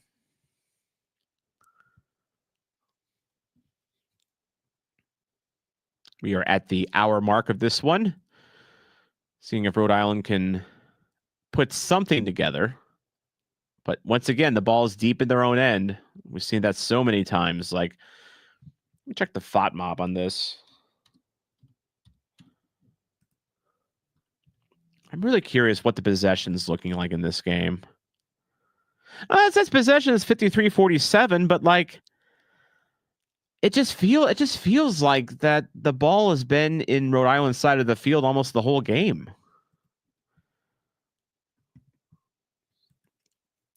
David, think of doing an MLS Club stream. That's quite possible. I think that's very, very much quite possible. I mean, partly because I'm primarily a St. Louis City guy, but I enjoy these watch-alongs because I get to hang out with you guys. And I think we've got a pretty good group here.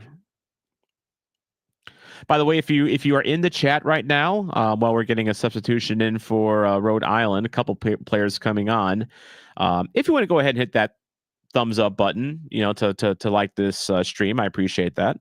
Just helps out the channel.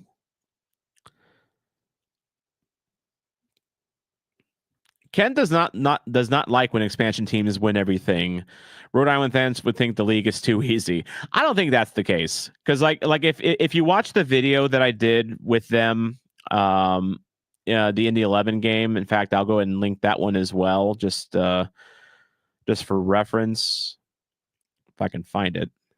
Here it is. Dog Day Afternoon. I talked to Rhode Island fans before the game that I went to, and they were surprised that they were even in the playoffs, much less, what was going to happen. Like I most Rhode Island fans I've talked to since that game have been they're enjoying the ride, but like they didn't expect this ride to happen.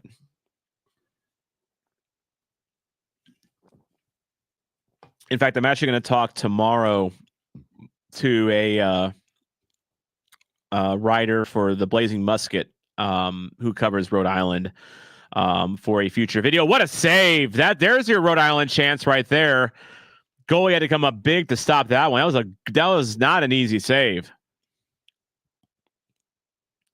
But yeah, I'll do a story on Rhode Island's run to the final and how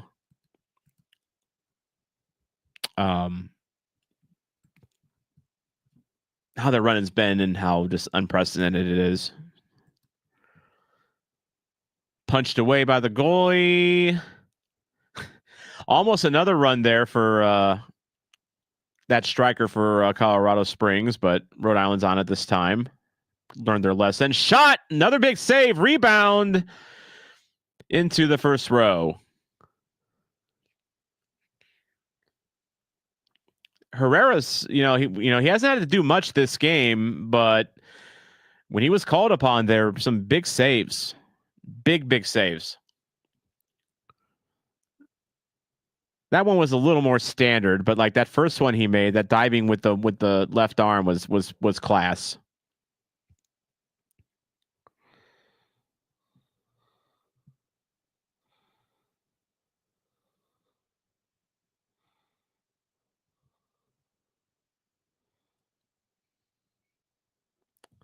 Speaking of Blue Sky, anyone on Blue Sky, like, have they noticed how much their interactions have gone just way up compared to Twitter? I know I talked a little bit about that in the Union Omaha stream, but Blue Sky just feels very active and alive right now, and I'm actually having to catch up on my on some of the stuff I've missed in the last hour or so.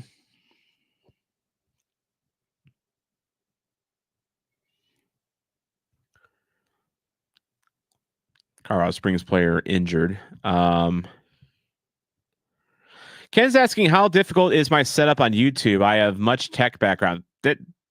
It's easy. I have just a Logitech. It is I need to just look at the camera real quick just to see what type it is, because I don't have a lot of light here. Probably giving you guys motion sickness right now. But it's like the standard Logitech webcam, like it's like the C900 or C905, something like that. It's your basic 720 HD webcam. So that's this here. All of this behind me is scarves, like actual real life, honest to goodness scarves. Like there's my Soccer Zombie scarf. I got it hanging right here. Sold out, by the way. These were limited edition, but yeah, this is an actual scarf. And like this over here, fun fact, this where my hand is, it's my front door. It's my front door. So I'm I'm in my living room right now, and there's kind of an empty space on this side of my living room just because of the way it's configured. So it's kind of like my setup in studio, but it's not very hard. It's not very much. Like I'll show you as well. Let me move some stuff out of the way. And I apologize for the mess, but I'm going to, and also for anyone that gets motion sick, but so I have this little button board here. It's a Zoom pod track and microphone here. And then it's got a little button bar for like, when I do. To give Chelsea a place in the Champions League final. The headline has been written. I will say this pod track does a lot of heavy lifting for me. It helps with audio processing and things of that nature. But like you've got outlets for different headphones. It's great. You can record directly on it. It's nice. But then my microphone is it's a Shure SM58. It's not focusing. There it is. Yeah, Shure SM58. It's like the quintessential Shure microphone. Like it's the mic that they always use at concerts because it's reliable. It does a good job of filtering out surrounding noise, and you can chuck it across the room and it won't break. Like it is like the unbreakable microphone. So that's my setup, Ken. You were asking about my setup. That's what it is. So, and then just me. This digital clock is just something I bought off Amazon. And then yeah, that's pretty much my setup. I have a light. I have one of those ring lights with a diffuser like up there that gives me some light. So like I can't reach the controls for it right now, or I would show you the difference with the light. But like I've got kind of a warm light on it, and you can kind of see that. So, and David, I'm with you. Well, it goes a little deeper than what you're saying here, but you're saying what I've heard in your videos, sound's always been decent. If a vlog doesn't have decent sound, I tend not to follow it. I worked in radio for 14 years as a news guy. And so I'm like OCD when it comes to having good audio. Now, I don't have the best ear for like audio quality. Like I find there's things that there's probably things that you're listening to now that I could probably tweak and do better on. That I'm not good on. What I am concerned about is having good quality. And you're right, David. If I hear a podcast that has bad audio, a lot of echoing, I don't listen to it. It's not my thing. Yeah. And David, you're a radio guy too, so you totally understand that. But yeah, both in college and in limited adult time. So yeah. You get it. You totally get it.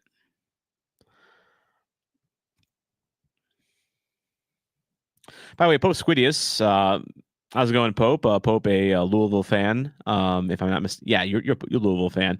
He notes that last 3 of the last 4 USL Championship finals have ended 3-1. So basically, what you're saying is we might get another goal in this one, and Rhode Island poised to do that with this deep free kick here. So be a cross into the box, headed. Went about exactly as you would have thought that would have gone, right down to the header. Just the header was high and off target. 3-0 Spurs now, by the way.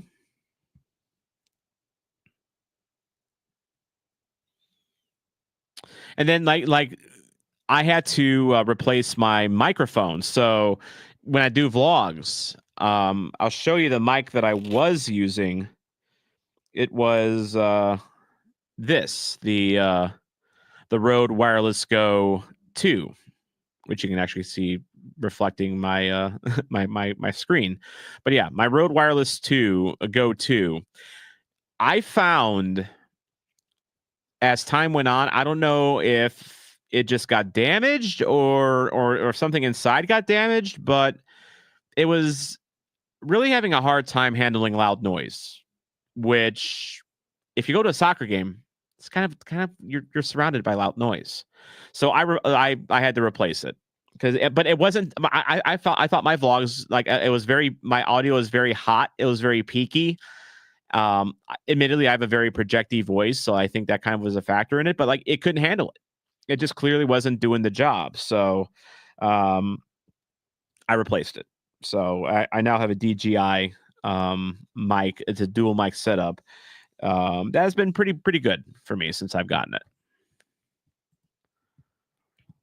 Oh, and David pointing out the Spurs game is at the Etihad. That's even more impressive. As a Liverpool fan, I can tell you right now, I have no opinion on the Spurs, good or bad. Which is funny because I feel that as a Liverpool fan, you generally have an opinion on every big club in England, but Tottenham's not they haven't done anything to really draw my ire. Like they were kind enough to lose in the Champions League for us in the finals a few years ago. So, I mean, if anything, we're grateful, I would say.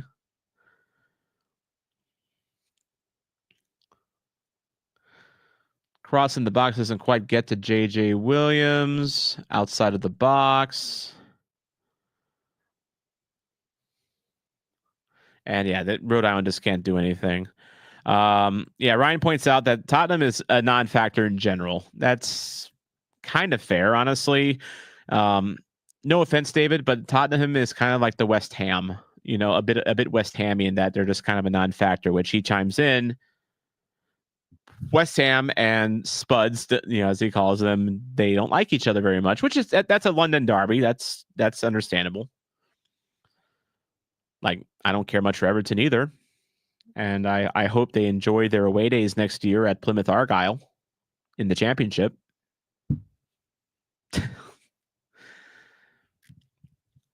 Just, those away days in Plymouth are going to be absolutely sick, bro. Maybe when Wrexham gets promoted, we're going to have Everton Wrexham next year, when Everton gets relegated. Enjoy losing to Paul Mullen.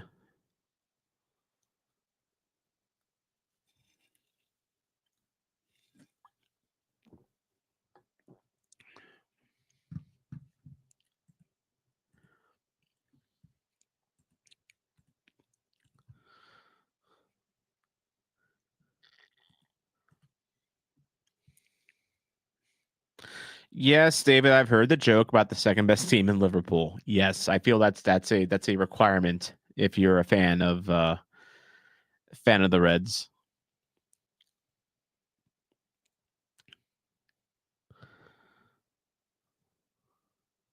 And that'll be a foul on Rhode Island.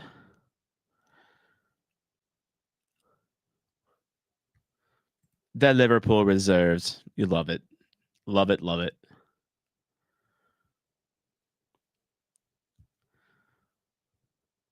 That is one thing that kind of surprises me a bit about Liverpool is, like London has so many clubs, at all levels. Manchester has a lot of clubs within a short distance. Liverpool, it means Liverpool, Everton. You have Southport, to the north, just outside of the city limits. I mean, Chester's not like a half hour away from Liverpool, but like I wouldn't call them necessarily a Liverpool club. Not a lot of clubs in the Liverpool area.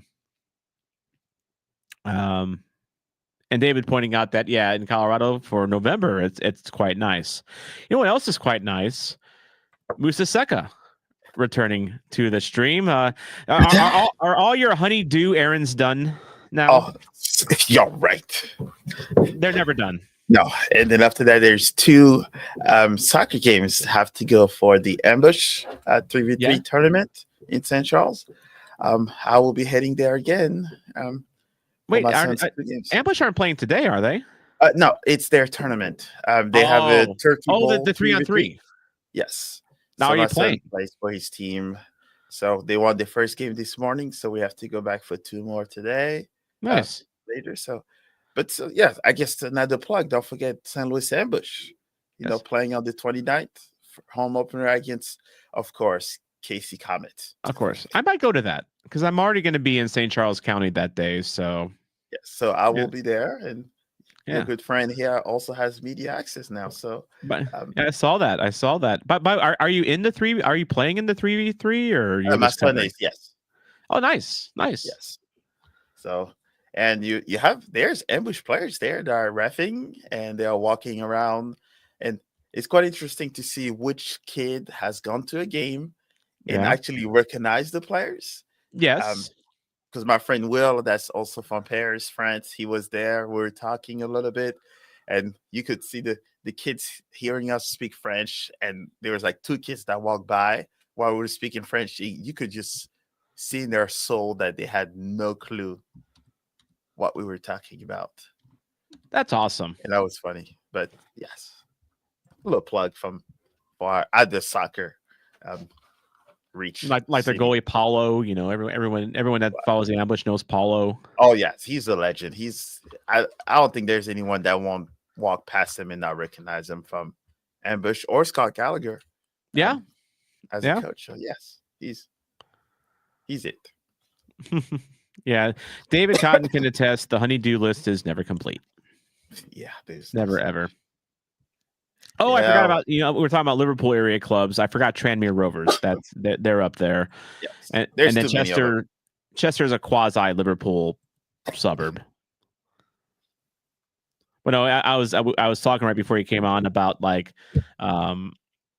we were talking about like London derbies, and like Tottenham and West Ham's a derby, and like all the London clubs hate each other, and like London has a lot of clubs within a very close distance, which you expect from London. Yep. Manchester has a lot of clubs very close to each other. I was just in Bolton, for the for my first April game. Liverpool doesn't have a lot of clubs, in its vicinity. I always found that kind of surprising. That's interesting. I did not know that. Yeah, because it's Liverpool, Everton, Tranmere. If you want to count Chester, that's basically it. Then you're kind of, I mean, if you're counting Chester, you can almost count Wrexham, because Wrexham's like an hour away from Liverpool. Well, I guess if you're in the U.S., that's close, very close. Well, yeah, for the U.S., yeah, that's like, yeah. I mean, like my dad lives an hour away down, from where I live, and like, it'd be like going to Wrexham, would be like going down to my dad's, in the country.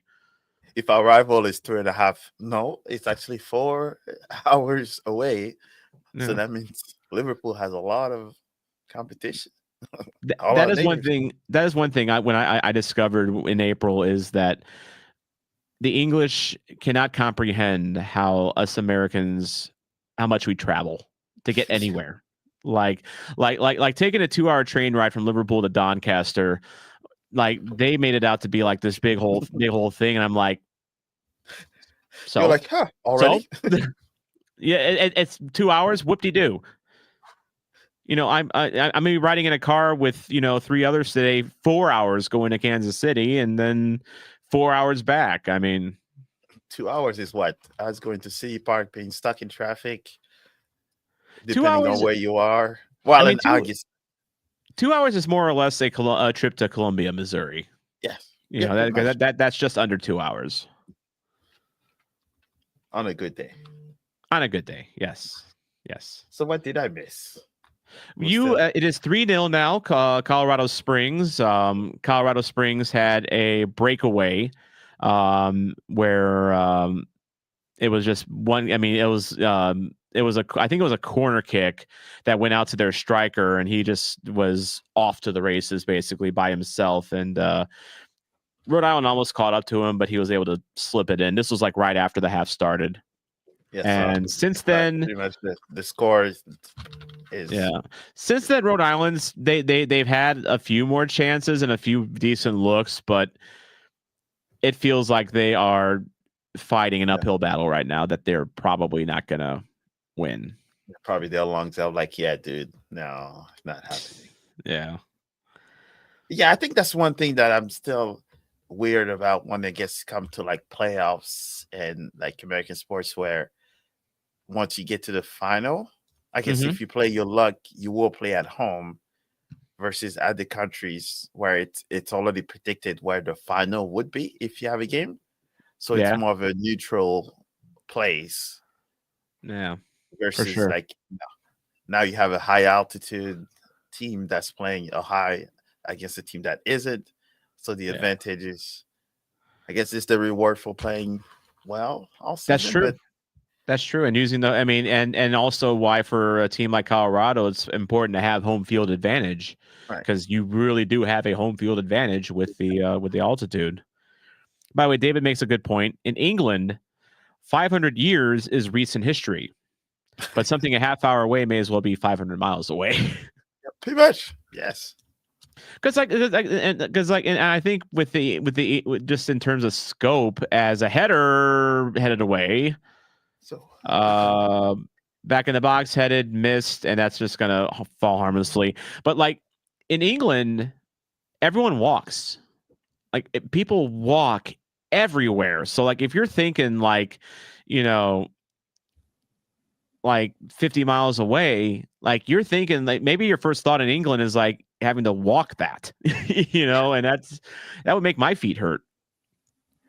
Yeah, we're pretty much, that's the same thing. Even if in like us living in France, we had a car and we only drove it when we went to like either south of France or like to go on vacation. Yeah. But the car was parked.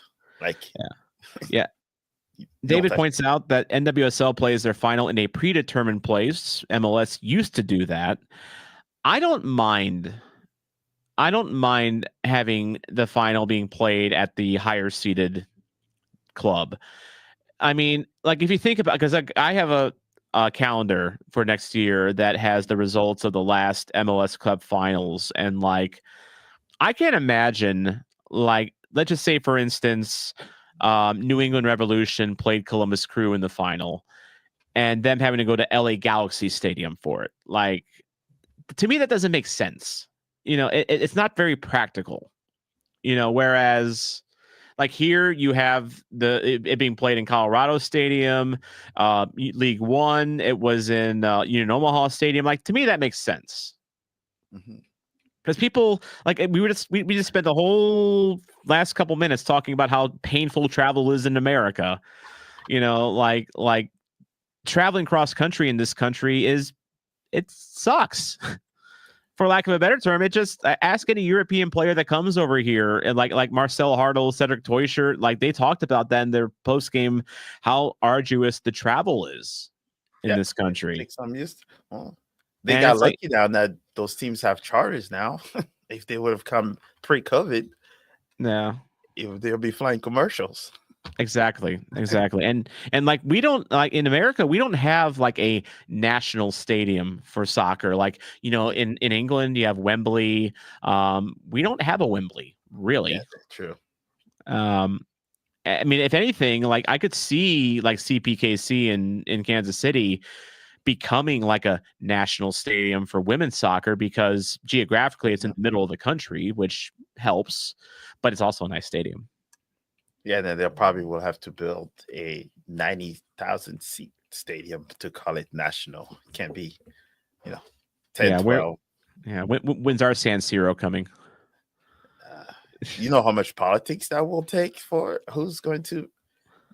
It probably will be a LA or Atlanta or something and whoever gets that stadium, Musa, they might have an argument for soccer capital. Oh, no, they would 110%. I think that would end the argument. Yeah, and so I think let's hope it's not in Kansas City, because we'll never hear the end of it. That would never happen. I see more. You know what? To be fair, I think Bobby, the way Atlanta is doing it, I wouldn't be surprised they'll be the top choice, because even though they're not in the middle of the country, they're almost the closest to the middle. Yeah. Because we're 8.5 hours from them. Yeah, thereabouts. Yeah. Yeah. So, and it's it's almost center-ish versus LA or New York. I like David Cotton's idea. Let's just redo the Edward Jones Dome here in St. Louis. Take the roof off and convert it for outdoor use. Tear it down. And that's a 57,000 seater. So tear it down. Yeah, honestly, they want something to show on the paperwork and show the world, hey, this is our national stadium. They will not just take a concrete block. Yeah, the thing that St. Louisans don't like to admit, even especially Battlehawks fans, the dome sucks. It is not a good place to watch anything. It's a big empty cavern, and it's very dated. I think I hate to say it. It just is. It has bad juju, bad history. Might as well just. Yeah. Well, it's not even that so much. It's just that after the Rams left, the city ignored it. And I mean, they granted they did some renovations this offseason. They put a new turf field in, which looks nice, but it's putting a lipstick on a pig at this point. So 6 minutes. Yeah, this is gonna be a rough one. Yeah, I think this one's pretty much done and dusted. Ken asked me if I'm surprised at how well Liverpool have done this year in the Arne Slot era without Klopp. I mean, not knowing much about Arne Slot before he joined Liverpool, I had no expectations. I just hope that, he would do a decent start. Wasn't expecting running away with the league in November start, but I will not complain about that. He's got them playing very well. So. Yeah, but he's going to get it. It will determine on how well he does during Boxing Day, the crazy December and January window.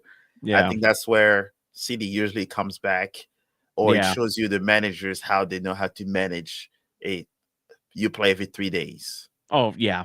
For sure. And then you get the FA Cup going, and then you get into the business end of whatever European league you're in, whether it's the Champions, Europa, that I mean, Liverpool last season found that out. They wore out at the end because eventually just the season caught up to them. So time will tell. I'm surprised how well they're doing, but City's not doing so well anyways.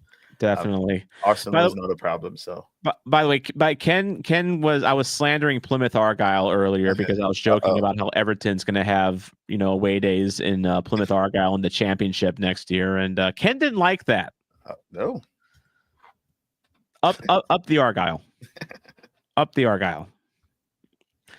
I agree with David. And we were talking about the Dome. I was also there for the 2022 Royal Rumble. Pope made the trek from Louisville City, and he thought the Dome sucked then. I hate to see. I mean, it's probably better than it was in 2022. But that was when it kind of struck me how bad that it is at the 2022 Royal Rumble. It's just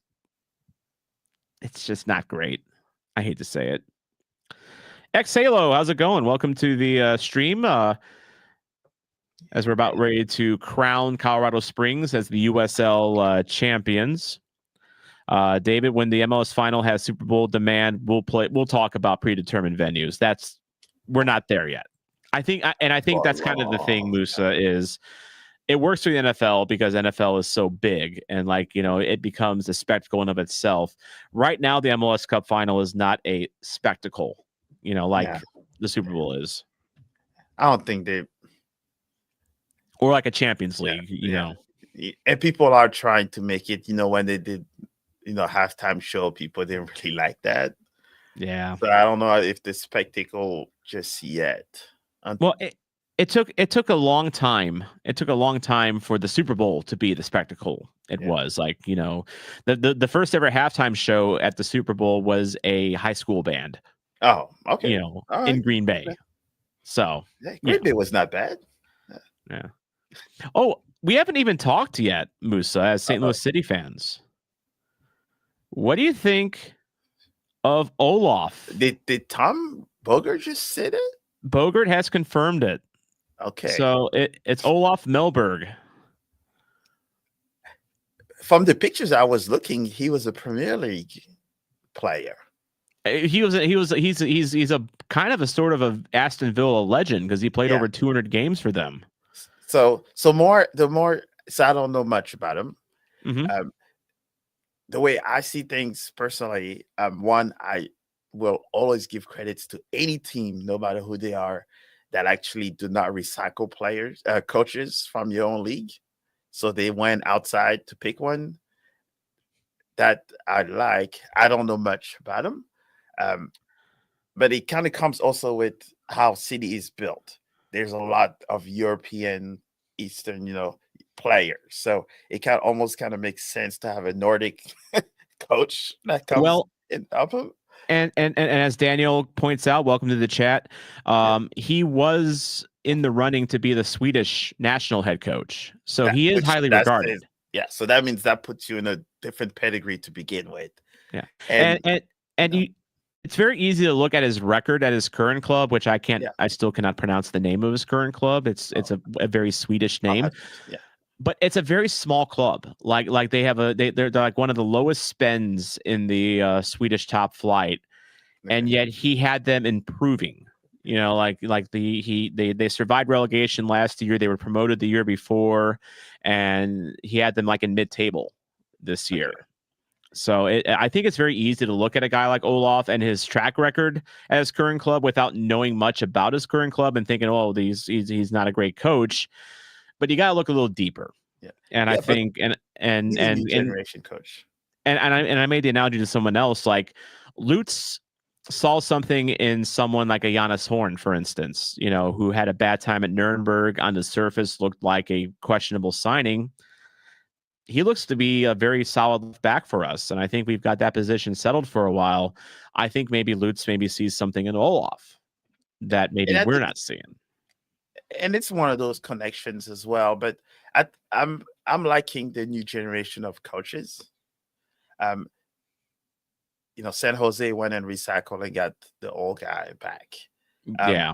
Like Bruce Arena. But now, yeah. yes. And now no one knows how he coaches. No one knows his tactic.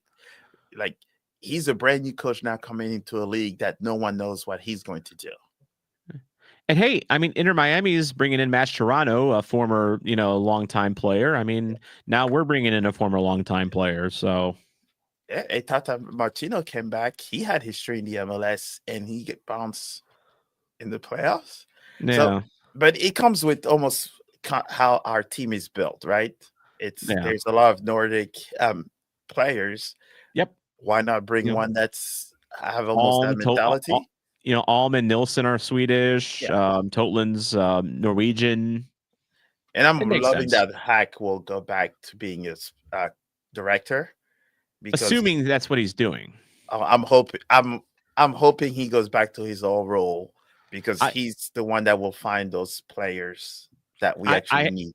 I have heard that he's still been like around the club and been in doing team functions and stuff, Hackworth. So maybe.